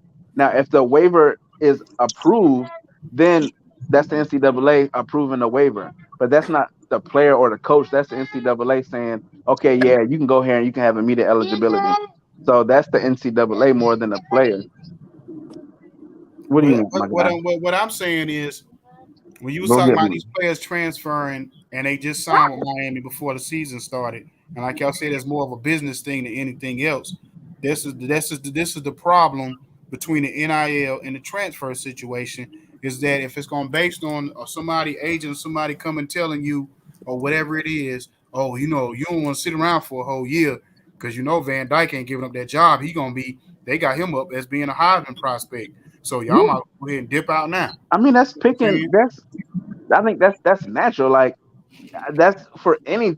Like if a player is coming out of high school and one school has 3 5-stars on there in your position, and school 2 has just 1, it doesn't make sense for you to go to that school with 3 5-stars. That makes absolutely no sense, none whatsoever. But you just proved my point. You try to make it like it's a Miami thing. That's not a No, Miami thing. you're a Miami fan, so we're not talking about Nebraska because we ain't got a Nebraska fan. We're talking about. I'm just saying that's not a Miami thing. That's a college football thing. Right, yeah. But I'm just telling you about the news that's happening to Miami now. I can say yes. At Ole Miss, they had a running back who got in trouble, but nobody cares because nobody on here is Ole Miss fans. We're talking about Miami because you're a Miami fan. I mean, I get it. I mean, I think at the end of the day, we've had average quarterbacks who've won championships. You know what I'm saying? We've had quarterbacks, once they got to the NFL, they look like they shouldn't even been playing Nerf football. You talking about Glenn Dorsey, who had I'm talking about Ken Dorsey. I'm talking about Who's the other quarterback? We've Vinny had Testaverde.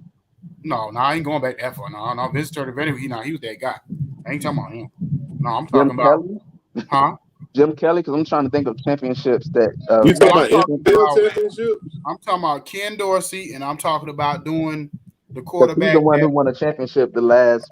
Well, maybe not Any of us necessarily been alive. won, but they was winning at a high level. Trent Dilfer? Trent Dilfer. What are we talking about? You talking about quarterbacks who won a championship, right? No, Well, I'm and saying he's talking like about at Miami quarterback.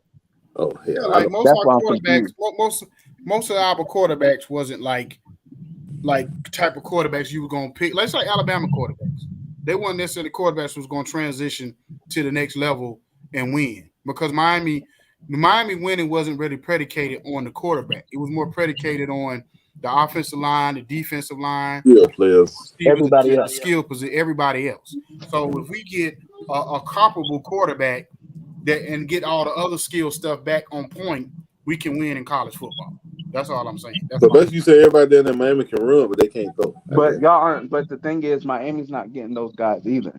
No. I'm not saying they can't throw. What I'm saying is like, okay, if you got playmaking players that can make plays without what you get in the ball, like a bubble screen. Because college football is known for the bubble screen all day. Like I don't know, like you get a player that like a Jameson Williamson or Jamar Chase to get a bubble screen and take it 80 yards on a regular. So that's the player from Miami. That's Tim Tebow. Them Florida guys, them South Florida guys. That's all I'm saying. I'm just saying if you get those type of players that can or running game, if you get the offensive line right and get you a Derrick Henry type or get you a whoever, Clinton Portis, you get a Edgerrin James type back there in the backfield. Who would better icon, Edgerrin James or Clinton Portis in their prime? At Miami or just overall? Both. Give me Edgerrin both. James because he was more versatile. He was the closest thing to maybe he wasn't quite up there with LaDainian Tomlinson and them boys, but he was more versatile when it came to catching the ball out the backfield and like all-purpose yards and stuff like that. He was better at that. But Clinton Portis was better running the ball between the tackles and all that. But Edgerrin James was more of like being more all-purpose. I like Clinton Portis. Him and Pastor Troy good friends. So shout out to George. But he had like was it three? I think it was a 3 or 5 years straight years of 1,000+ yards. Oh, I thought you were gonna say a 3 to 5 year sentence for that insurance fraud. There you go. See how he come on here. See, we were doing all right. You go with the bull job. You know what I'm saying? But Clinton Portis was that dude for real. Yeah, you gotta think he was that dude at Denver and Washington. So anybody who can go from a Denver offensive line that was great at the time, and then you transition over to Washington, and you know what? As bad as we were, and you still putting up numbers the way he was at Washington. I know another great that went from Denver to Washington.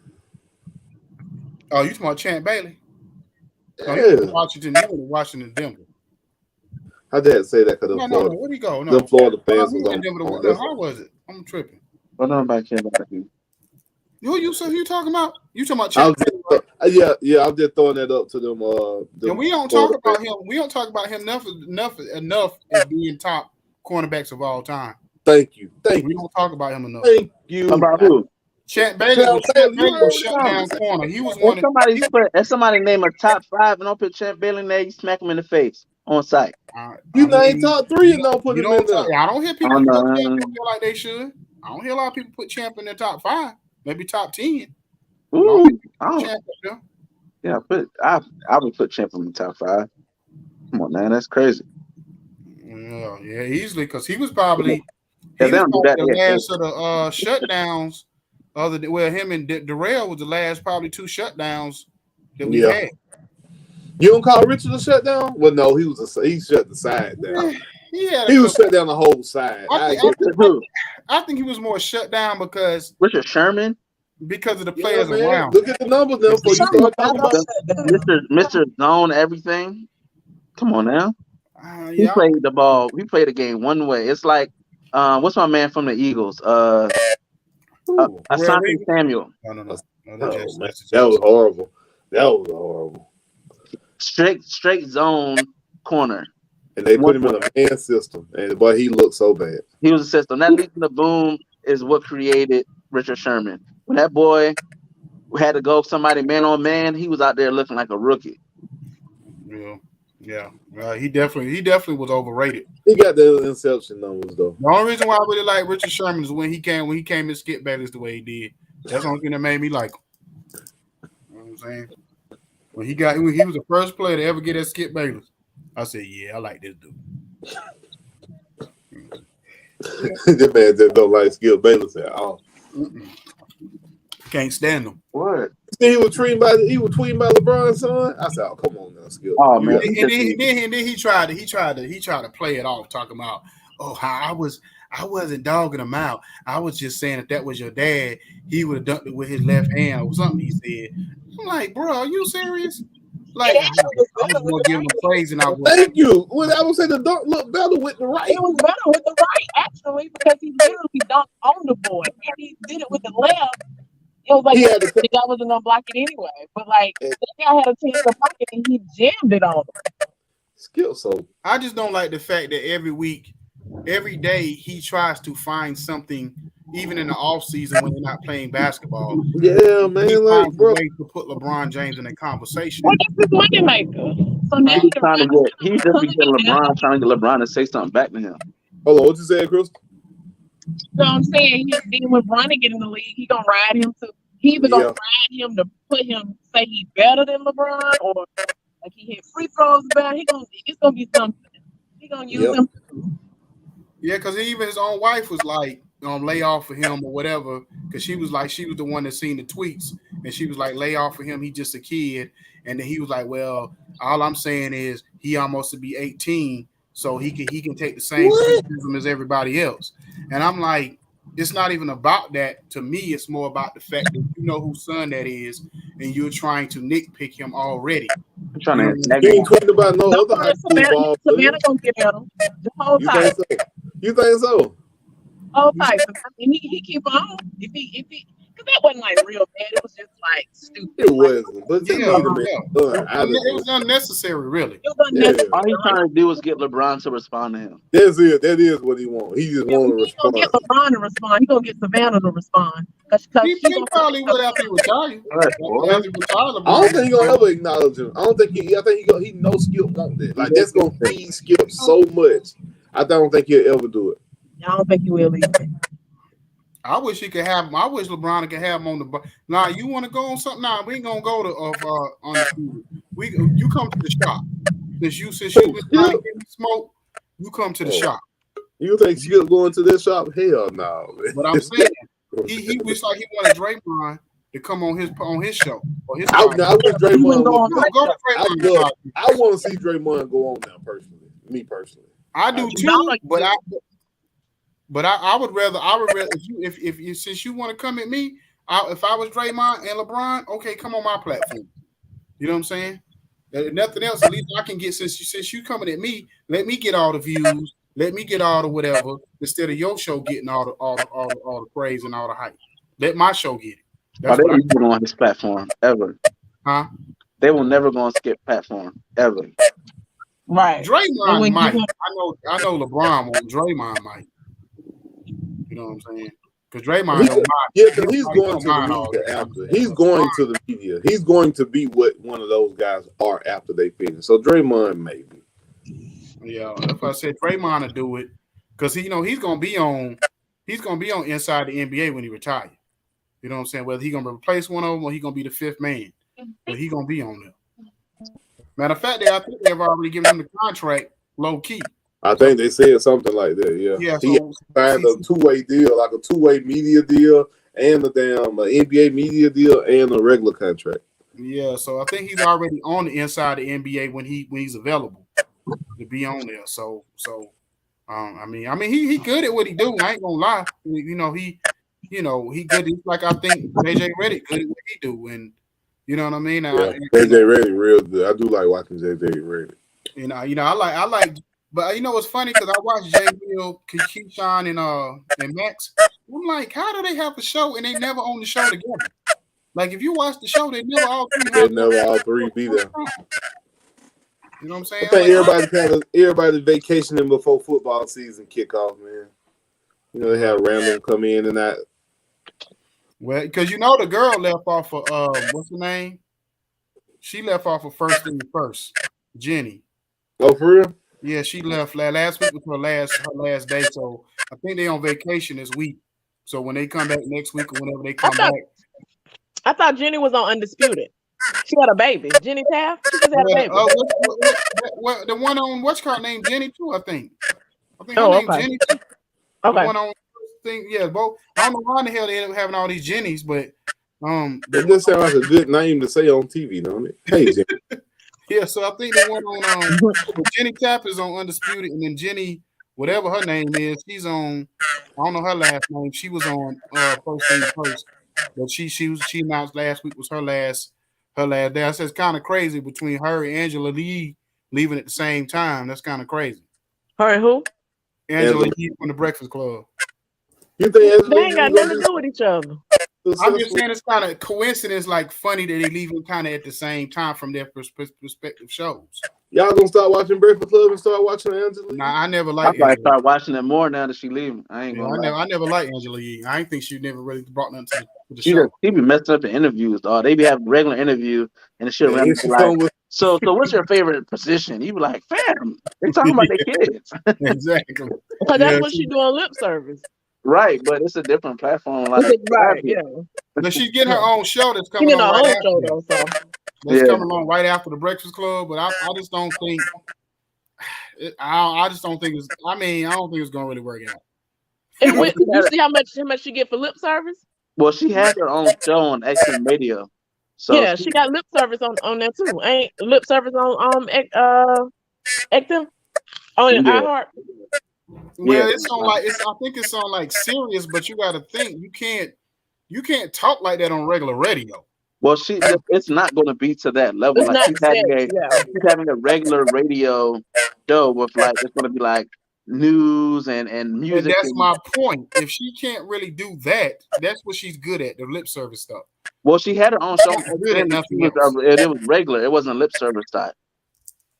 What you mean? She had a show before she started lip service. She had a show on XM Radio where she had her own show, and it was good. And then she started lip service, and she had both of them. And then she went to the Breakfast Club, but she always kept lip service where she gets down and dirty and all that. But when it comes like the news and all that stuff, they even made Charlamagne tone down. So Angel Martinez. Well, no, that his money made him do that because he was trying to do them deals on HBO and all that stuff outside, and they kept telling him no. So he had to clean up that image. That's why he stopped. He was trying to that and the Me Too movement. You can't be telling. He got his own show too. Smell they farts and stuff on the show. That Me Too movement stepped in too. You can't do that and then try to go to Fox or NBC and try to get a show pitch. Like they're not gonna look at you the same. So he had to clean up. But he got a show. Well, yeah, he got it now, but initially when we were talking about sucking farts out of girls' butts and all that stuff, he won't get no. It's like didn't he say he wanted to suck it out of J-Lo? Man, J-Lo looks like a bunch of women. He said to a lot. And Patti LaBelle. Right. Patti LaBelle? No, not Auntie. No, Grandma. He used to call her like vintage vagina. Like he was just like all over the place. Yeah, he was wild. He had to change that too, so that way he could get that outside money and get on Letterman and start getting these deals and book deals and all that. That's why he stopped. And he gonna have to go back in for surgery because you see his face done faded back to regular again. Oh, you ain't right. Why would you say that? Why would you say that, Icon? Oh my god! The dye expired. When he goes to his dermatologist, when he was hyping the dermatologist. Yeah. That Michael Jackson coloration didn't faded off. Damn, you wrong.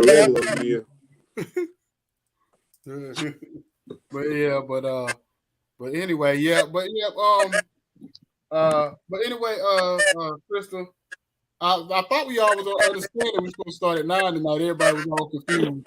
I said, y'all told me 9 o'clock last week. I literally asked Jacob. I said, "Hey, we doing on tomorrow? Are we doing at 10:30 or 9?" He said 10:30 this week, 9 next week. I said, "All right." Okay. Well, yeah, because I think because he left last week, and I told him I said we discussed it after he left. We were going to 9, so I just automatically thought we. That's why I told him earlier where everybody wanted to come on at 9 or whatever, because everybody be looking stupid now at 10:30. You know what I'm saying? So, yeah, I mean, I'm definitely glad it changed, but I didn't know. He was like, "Hey, man, they, you getting on the show?" I was like, "Yeah," at about an hour. He was like, "No, they on right now." I was like, "What?" Fresh on the highway, I just jumped in the car. I said, "Oh, yeah, I get off work at 9 o'clock. Yeah, and then I go to the gym. I mean, we could do 9:30. I was just saying, I know before 10:30. Okay, y'all could just start, or y'all could just start without me. I mean, I get off at 9, but I could do it while I'm driving home. You know what I'm saying? But okay. Yeah. Well, anyway, man, we pretty much just about it this week, man. We got more preseason games tomorrow. I'm ready for this regular season. I'm so ready for the regular season starters. I think this is like the week 3 though, Icon. This is the week you want to watch because this week they play everybody. They ain't got but one preseason game left. After they're gonna sit everybody out next week. Anyway. Yeah, this one they'll at least play for the first half and probably come out and do the first series of the third or something like that. Well, I'll definitely keep an eye this week on. But y'all got a quarterback controversy brewing in Washington. What I tell you? What you mean with Sam Howell and Carson Wentz? Mm-hmm. Yeah, they high on Howell. I ain't gonna lie, I forgot. Yeah, high on Howell for real. I truly forgot because we drafted him so late. I forgot we drafted him. When Jacob asked me who we drafted, and I knew it was somebody, but I forgot it was him. You know what I'm saying? I was like, well, we'll see. I mean, my thing is, I think what's gonna happen is they're gonna end up if it come down to Sam Howell and Carson Wentz, they're gonna end up probably trading Heineke because he's still a serviceable backup somewhere. So I think he's going to end up getting traded to somebody else for at least a 7th-round pick or something. Just keep him on the practice squad. Mm-hmm. I wouldn't do him like that. He good enough to at least be somebody else's backup. Just in case somebody get hurt, he can always be there. Yeah, he already know the system. Yeah, I mean, I don't think he should be because I don't think we have to necessarily carry 3 quarterbacks right now, or whatever. The way that old line look, y'all better. Oh, my O-line been shaky for a minute, especially when Trent Williams been hurt. Now it's kind of funny. Trent Williams go to San Francisco. He still get hurt a little bit, but not as much. But that's some facilities. Hey, well that's a Daniel Snyder thing. There's two things I want to happen. Daniel Snyder and Russell Westbrook. Get both of them going at the same time. Now, as long as they got Russell Westbrook, I'm out. I'm not. Westbrook ain't going nowhere. No games this year. I'm not watching no Lakers game. I'm protesting until they get rid of Russell Westbrook. I'm telling you. You really think they're gonna be able to trade Westbrook? I don't care what they do. I don't send them home. I don't care if you send them home like they did John Wall. As long as they got Russell Westbrook, I'm not watching not one game. I'm not watching. No, I'm not such. I got enough problems in my life. I'm not watching. What if he come off the bench? I'm not watching that. That man ain't coming off no bench. What if he come off the bench? I don't give it. No, he need to be Adonis Haslam. Put him down at the end. You can put him in when they up or down by 30. But I don't want nowhere near no basketball court. No. Well, I guess he won't be talking about basketball because he ain't going to know. Basketball. We ain't talking about. Y'all can tell me what happened. I ain't about to watch. I'm like Bubba Dub. Trash. I'm not watching it. Oh man, he went in on the Cowboys so bad on his last game. I put that shit on my page. That thing was so funny. Oh my god, that was the funniest thing ever. Yeah, y'all gotta watch Bubba Dub talk about the Cowboys over the weekend. That thing was too funny. You know what I'm saying? Hey, but yeah, man. That's all I'm saying. But Crystal, what I did tell them though, I said we know LeBron plays chess, not checkers. He just signed his deal today, 2 years, $97 million. I said, so for me, between him and Rich Paul, they done went in there and they said, listen, we're gonna sign this deal, but we want some promises too. So don't be surprised. I'm not gonna say it's Kyrie, maybe the Utah deal with Bogdanovich and Clarkson and them boys. It may be the deal with Indiana with Buddy Hield and Miles Turner. But don't be surprised the next week or two they make a trade or two. Don't be surprised because LeBron ain't going in the season with that garbage. Not with it. Right. They going I think it's gonna be Kyrie though. I still so? I do too, but I know because they saying that now it's to the point where Rob Pelinka is trying to convince Jenny Buss to give up both picks to get Kyrie. She don't want to do that. So what if y'all back in the lottery again? Well, they said Jenny Buss still not on board yet. That's what I heard like earlier today. She's still not on board. So I don't know, but I think it's one of those things. She is on board, but they trying to make it so it's like if something happened, she can it's like one of those things like they trying to make it look good. She'll have an out. Yeah. So they trying to make it look good. So it's like, she really wasn't in. She finally just said go ahead and da. But I'm like, what are you holding on for? To like at the end of the day, do you see what y'all about to go into? If y'all don't make a trade, the first 2 games is a definite L. Y'all got to play the Clippers and Golden State first game, 2 games. That's 0-2 right there.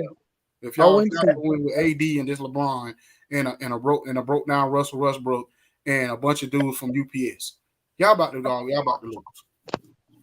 You know what I'm saying? So I ain't about to watch that. You know what I'm saying? And they need to sign Carmelo back for another year. They were smart. At least who or not. I mean, they give you an extra 10 or 15 off the bench every night. You know they're gonna at least give you that. He's gonna be a year older. I mean, you can replace his production. That's my point. You can replace his production. That's true. But I mean, I don't know. I thought they should have brought DeMarcus Cousins back the way he was playing in Denver. At least that would have gave him a little bit of offense last year when everybody was hurt. Dang, the Cubs are leaving Chicago and going to the suburbs. What you talking about? The Bears. I'm sorry. Dang, the Bears are moving to Arlington Heights.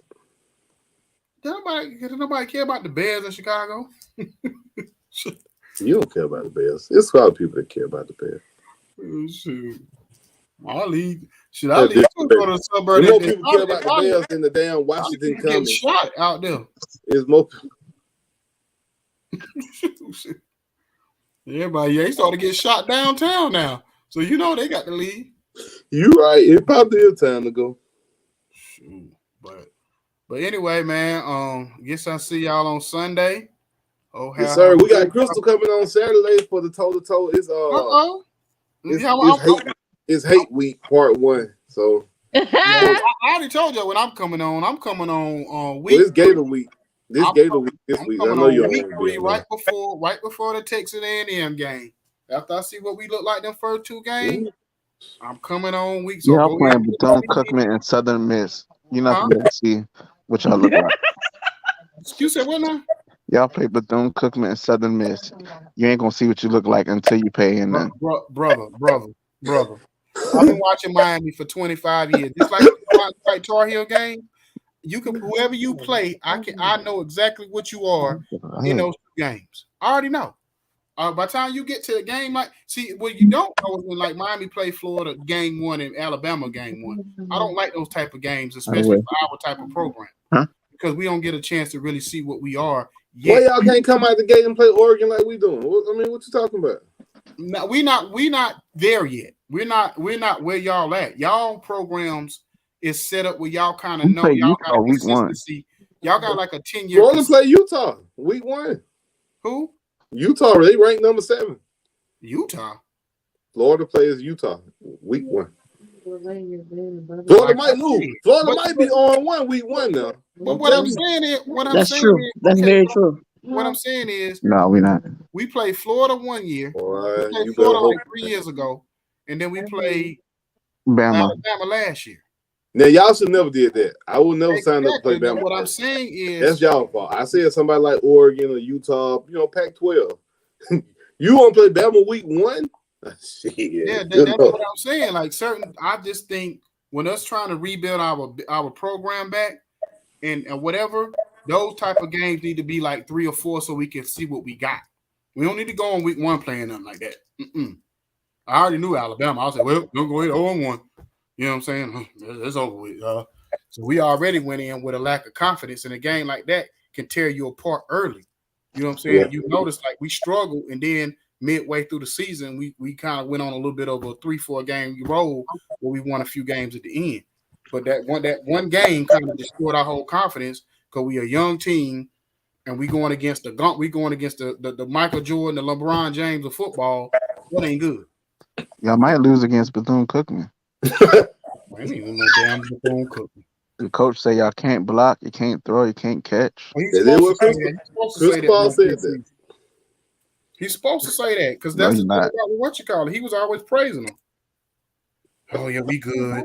We did. We was doing the turnover chain when we would be down by 30. You ain't lying. You ain't lying. 30. You are not lying. You know now that part y'all put y'all asses on, but y'all done gave up 45 points and y'all happy because y'all made a turnover. Yeah, sit your ass down somewhere. You know what I'm saying? So hey, man. At least when y'all had the chain. chain. The first thing he did what Cristobal do, he got rid of the turnover chain. That is what he did. The first thing he got rid of that nonsense. That's hard. And now y'all gonna be losing it without some flash on the sideline. we don't need flash right now. We need at least have something to look forward to. Let them take pictures or something. No, we don't need to do all that. With the whole that's the problem now. We so used to more. You're going against the culture though, Icon. You know it's Miami, MIAO. No, when we was winning. When we was winning, it was all good. But y'all ain't been winning for 20 years. Whatever it was, bro. I'm just telling you, when we was winning, it was good to be braggadocious, to be arrogant, all of that. They were cheating. That's why they were winning. Braggadocious. We don't got no. Now I like the turnover chain. In that first year, they did it just because I know they was trying to instill a different culture and a confidence in the team. It worked. It did work. Yeah. The defensive side, it worked because the defense wasn't the problem that year. The offense was. You know what I'm saying? Because the defense was doing their job. You know what I'm saying? It was the offense that couldn't score. They couldn't score a point at a doggone carnival. You know what I'm saying? So that was the problem that year. You know what I'm saying? The offensive line couldn't block. The wide receivers couldn't catch. You know what I'm saying? The running game was average. On par. But the defense was doing their job that year. That's what's frustrating. What you said, bro? What you sound like reports are on par. Yeah, I know, but what I'm saying, that's what I'm telling you. I don't want to see no kind of swag shit until we win 9-10 games. He just got y'all glow in the dark uniforms. If that ain't swag, y'all know what you got glow in the dark uniform, man. That's swaggy. That's a marketing thing to sell to get money. That's what that is. That's what that is. That's all that is. That's just about as bad as that Oregon uniforms. And then you watching the game, you damn near in sunglasses watching Oregon game because that's where y'all headed. No, they not because Oregon not messing with Cristobal no more. That Nike, they ain't messing with Cristobal no more. He left. He left them. Yeah, no, they Adidas. He left them high and dry. Damn, Adidas. Oregon Field, and was it Boise State? That old crazy ass looking field they be having? No, they're that blue field, yeah. Yeah, and I'm like, come on now, this is football. This is not dog on the carnival. What the hell? This is not the circus. What the hell is we doing? Blue turf. That's what happens when you own your stadium. You can do what you want with it. He talking shit about Miami. Well, I got you go all day, boy. You keep acting like Florida. Florida is consolation prize. Every year they the bridesmaid to all the brides in the SEC. I'd rather be the bridesmaids in the jump off. Dang. You know what? It's like dealing with them Twitter guys and them Miami guys. When I don't deal with them and I'm talking like regular Miami fans, it is a breeze. They won nothing since 06, 05, 06. That's the last time they won something. So they ain't won no SEC championship. They only been to the title game since then. They were there 2 years ago. And what they did, somebody got the brakes beat off for. We lost by 3 points. Well, they lost. What happened the last time? What happened the last time y'all went to a bowl game? They still took an L. They still on the floor crying because Clemson did everything to them and their mama. You said went to a bowl game? The last time y'all went to a premier bowl game was when y'all played Clemson. Well, actually, just for the ACC. When y'all went to the ACC championship, Clemson did y'all in a way. Doritos Bowl. Nobody care about none of these bowl games y'all going to. You going to the same ones. What did I tell you before? What did I tell you last week? I said but y'all going to the same ones, Icon. When Florida walked in the room, y'all like the little brother. LSU and Georgia and Alabama say, who this little nigga over here? Come on, don't ride their coattails. We talking about Miami. Why he in the room with us? We talking about Miami. No, What they say when Miami walk in the room? Hide your keys, hide your purse, hide your wife, hide your kids. Who they talk about? They out here touching everybody. Who do they talk about more to this day? Miami or Florida. Only thing they talk about with Florida is Tim Tebow. If Tim Tebow didn't never go to Florida, they wouldn't even bring. They wouldn't. You know what made Miami so popping? Still talk about. You know what made Miami football so popping? Talk about Miami every day on a sports show. You want to know why they talk about Miami? You want to know why they talk about the logo? Because Uncle Luke in Miami. That's why they talk about the Miami logo. They're like, I want them satin jackets like Uncle Luke in them. Uncle Luke ain't been relevant since the 80s. No, we didn't even like Uncle Luke in the 80s. So Uncle Luke was relevant when y'all was. Uncle Luke like everybody else, just ride on everybody's coattail. That's what you doing talking about Bama and Georgia. Well, I'm just saying they talk more about Bama and Georgia than they do Florida. They don't talk about the Florida Gators at all on football conversation. I don't need them to, but guess what? We know what a conference championship look like with tight jerseys on. Miami, you know what is Miami actually underachieved because at the end of the day, they at least will say, well, Miami gonna win a division this year. They don't never say it about Florida.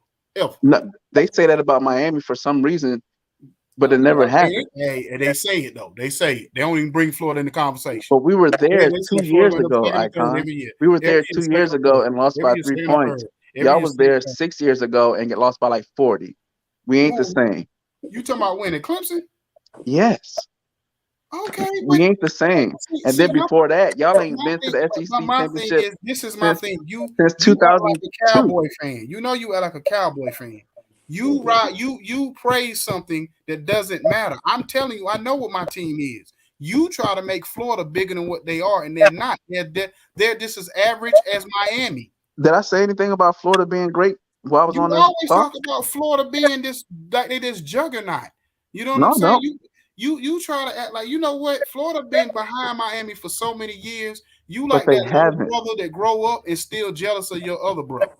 You still jealous because when we was kids, used to beat me up. When we was kids, used to do this to me and do that to me. You still crying about what happened. Nobody considers Miami as the big brother.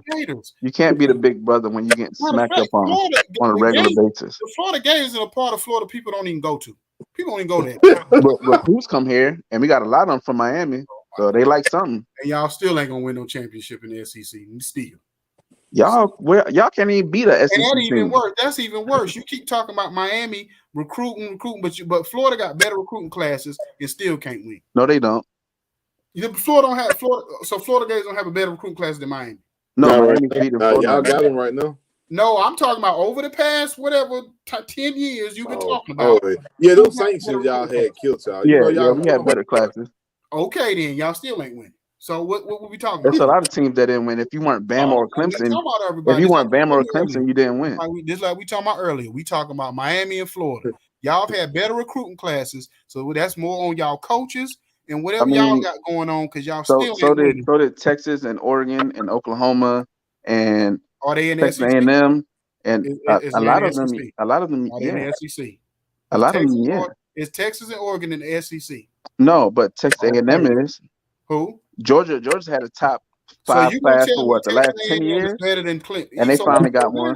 You start that. Don't you start that Georgia slander. So now you telling me Texas A&M is better than Florida too then.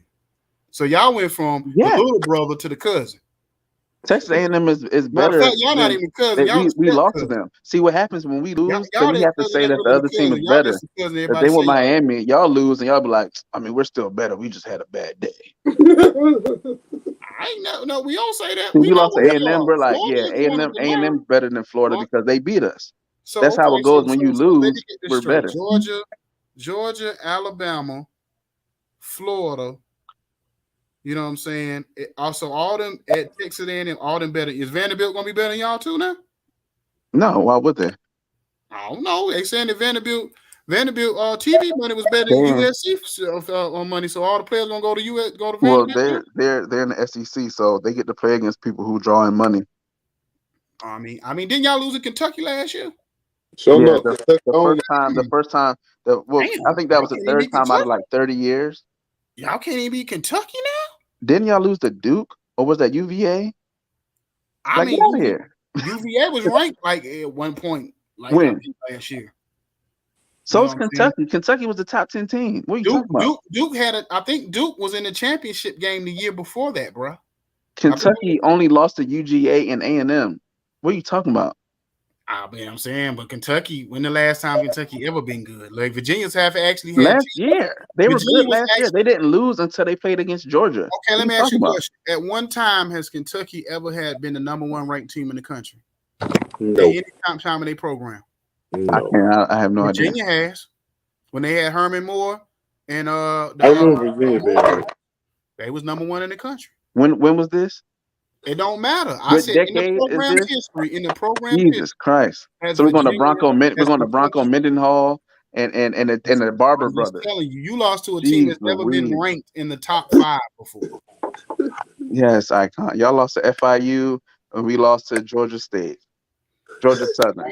Okay, then. So what I'm saying is, what my whole point But is, we're better than our you, though. programs Is are what I'm not really saying. that far off from each We're other. not the best. We're just better than you. That's the problem. I think that's the problem you're seeing. Yes, we're not saying we're the best. You the one every week wants to dog out Miami. I'm just telling you, I know because it's fun. Because it's fun, like Icon. Because it's fun, and I could joke Miami, and I get you all hot and bothered and upset, and it makes me laugh. 15 years ago. What, when y'all won something? Leaning on a championship from 06 off of and y'all leaning off one of 2001. Y'all leaning off one of 2001 and 1986. Get out of here. But why was most of our losing happen? Losing happened. I didn't understand what you said. I'm saying most of our losing happened because of violations. It wasn't because of talent. Our losses happened because of violations. No, the recruiting was violations. Y'all still had to come on the field, and y'all still got beat. That's what I just said. But y'all were good enough. But it was normal. Y'all have been mediocre since 2003. Sanctions was only for 3 years. Okay. Okay. Well, I hope Florida win a championship this year. You got all that. They ain't gonna win nothing this year. They ain't gonna win nothing. They gonna lose week 1. Who they play week 1? Utah. Utah good. Utah's a good team. Boy, go look and see what them Utah writers saying about their own team against Florida. Ain't none of them picking Utah. Okay. I'm just saying. The boy ranked number 7 for a reason now. Okay. Yeah, because what they did last year. But guess what? Go see what them writers talking about this year team. They real nervous about walking to that swamp. They're real nervous. It ain't fair y'all get a home game at night against them boys. All of our home games are at night. All of them 7:30. And I think we got 7 home games. I don't see Utah. I don't think Utah gonna beat them just because I just think what it is it's not even about Florida. No, UConn been playing together for a team. Oh, that team has been playing together for a long time. Well, now I'm gonna tell you why I don't think Utah gonna beat them, because it's not about Florida at all. It's the fact that teams outside of that conference, they walk into SEC team conference games already like intimidated. Yeah, they against some big boy teams like if Georgia, anybody know, Alabama, they go in intimidated. if anybody know, you talking from experience. You still on that? I'm trying to move on. You still on it? See, you know what I'm saying? I bet you got low key Miami stuff in your room, don't you? No. You got low key. You drink. You got a pillowcase that got Miami Hurricane. No, I got 2 Gator helmets. You probably got a cup in your. Probably got a coffee cup that got Miami Hurricane. I love Miami. No, I mean it's no different when Jacob. You go on vacation just so you can be near the stadium, don't you? Oh man! But anyway, like I was saying, was teams. Because if you notice, most time when these teams go outside, they make a big deal about it every year. One of these teams that play a Georgia, Alabama, whatever in the Georgia Dome every year, and they always get the brakes beat off of them because they go in intimidated already because of the mystique of the SEC. So that's why I said I don't. In Utah coming from where they coming from, I just don't think that they probably maybe keep it close, and they could beat them. I don't know, but I just every time we get hyped up about these games, and it don't never turn out the way we think. Yeah, you ain't lying. I think Georgia will run away against Oregon. I just think this from a physical standpoint, Georgia's just better. and most physically more advanced than that team out there. Yeah, that's gonna be funny. I don't know, but they got our defensive coordinator. He might know what the sauce to stop Stetson. So you never know. Yeah, all right. Anyway, man, I'm about to get off this joint. Man, y'all have a good night. Yes, sir. See y'all tomorrow. Hey, go drink you some different color Kool-Aid, like some red or some blue. Don't drink nothing orange or green the rest of the weekend, or eat nothing with orange or red, orange or green. I will continue. Don't even touch money. Just use a credit card. Don't even touch green I will money. continue to lay you Miami fans in y'all graves. Don't even step on no grass. You know what I'm saying? Just walk on the sidewalk, because whatever it is, you kind of like, this thing with you in Miami. You got the infatuation. Nah, do you see the Miami attention that I get? You want someone to try to go Miami. So you're not in our group. So you're not in our group. Look, I get on Facebook. It's about 3 dudes that talk to me every day about Miami. I don't ever say a word. Do I, Steve? Hey, wait, the Miami week 3. Yeah. Miami, I don't say nothing about Miami. I come in there and I just be there, and my name be mentioned, tag. And somebody did agree with Icon, though. I think my boy Tony agreed with Icon and said Florida hide behind the SEC badge, but they not really like that. I don't know. I mean, they don't really belong in the SEC. To be honest, with Florida should see, there you go. See, somebody else, he said something. They should be in the ACC. Florida don't even belong in the SEC, to be honest with you. I mean, when you get to the SEC championship and you represent, y'all shouldn't be in the ACC, because y'all don't do nothing. Y'all need to go back to the Big East, or go ahead to the Sun Belt, the MAC 10, whatever it is. Mountain West. At the time when they did it, I ain't gonna lie. When the time that they did it, I said it was crazy, because I'm like, hell, y'all. You have to go where Coastal Carolina is. What division is that? Oh my God. Bro, you stupid. The Pioneer. Y'all need to go down there with Florida Tech, and you know what I'm saying. Y'all need to go down there with Florida. What's the other Florida team that went out of Orlando? No, we can't do that, because our bowl games be at nighttime. You ever been to a nighttime bowl game in Miami? And I ain't never been to a Miami football. No, I'm saying Miami, period. Have they been to a nighttime bowl game? No, why? Have they been to a bowl game where other games aren't on TV? Who, Miami? Miami. What you mean, like recently? Like when Miami football's on, there's no other schools on.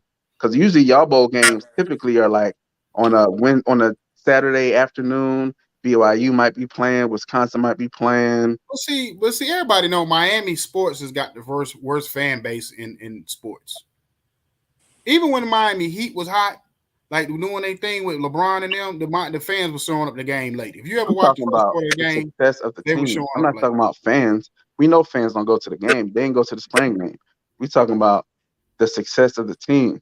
Because y'all been 8 wins, 7 wins, 8 wins for the longest, and that don't get you to the big bowl games. I know. That gets you to the Cheez-It Bowl. So we had one bad year, and we went to the Gap in Your Mama 2 Bowl. I already know. But the year before that, it was that New Year's 6 Bowl. That part, that's not even what I get upset about.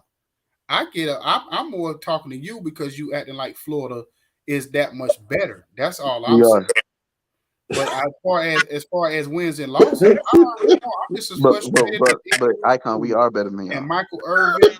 No, you ain't. No, you not. No, we're not talking about the 80s. We're talking about now. We're better than y'all. Not that much better. Nobody cares. But we are. We're like that tree in the forest that falls. Nobody cares if it fails. But we're in the forest. Y'all are still a seed. We're in the forest. Nobody There's cares levels, about the Icon. Y'all aren't there yet. Nobody cares. They still talk about us. The Miami kids coming. The Miami kids running to Florida. We like a bad rapper. They still talk about. You a good rapper, and they still don't talk about you. They still don't care. They don't care if you put out a new album. Look, I'd rather be up for the reward. Look, they don't care. When you at the Grammys and you up for the reward, and they put your face on the screen, that's an accolade versus when you outside performing on the outside stage. You know what they say? They give you the award, but they give y'all. You know the Grammy side stage, like the up and coming artists. That's Miami. You know how they got that when they give them that little 30 seconds of music playing on the side. That award, but they give you before the awards come on. That's what they do for y'all. They like the artist spotlight. They show that award after they play y'all performance right. They play y'all performance going into commercial. Yeah, man, y'all boy, man. I'm going to sleep. Hey, fool, y'all boy, man. I'm crazy.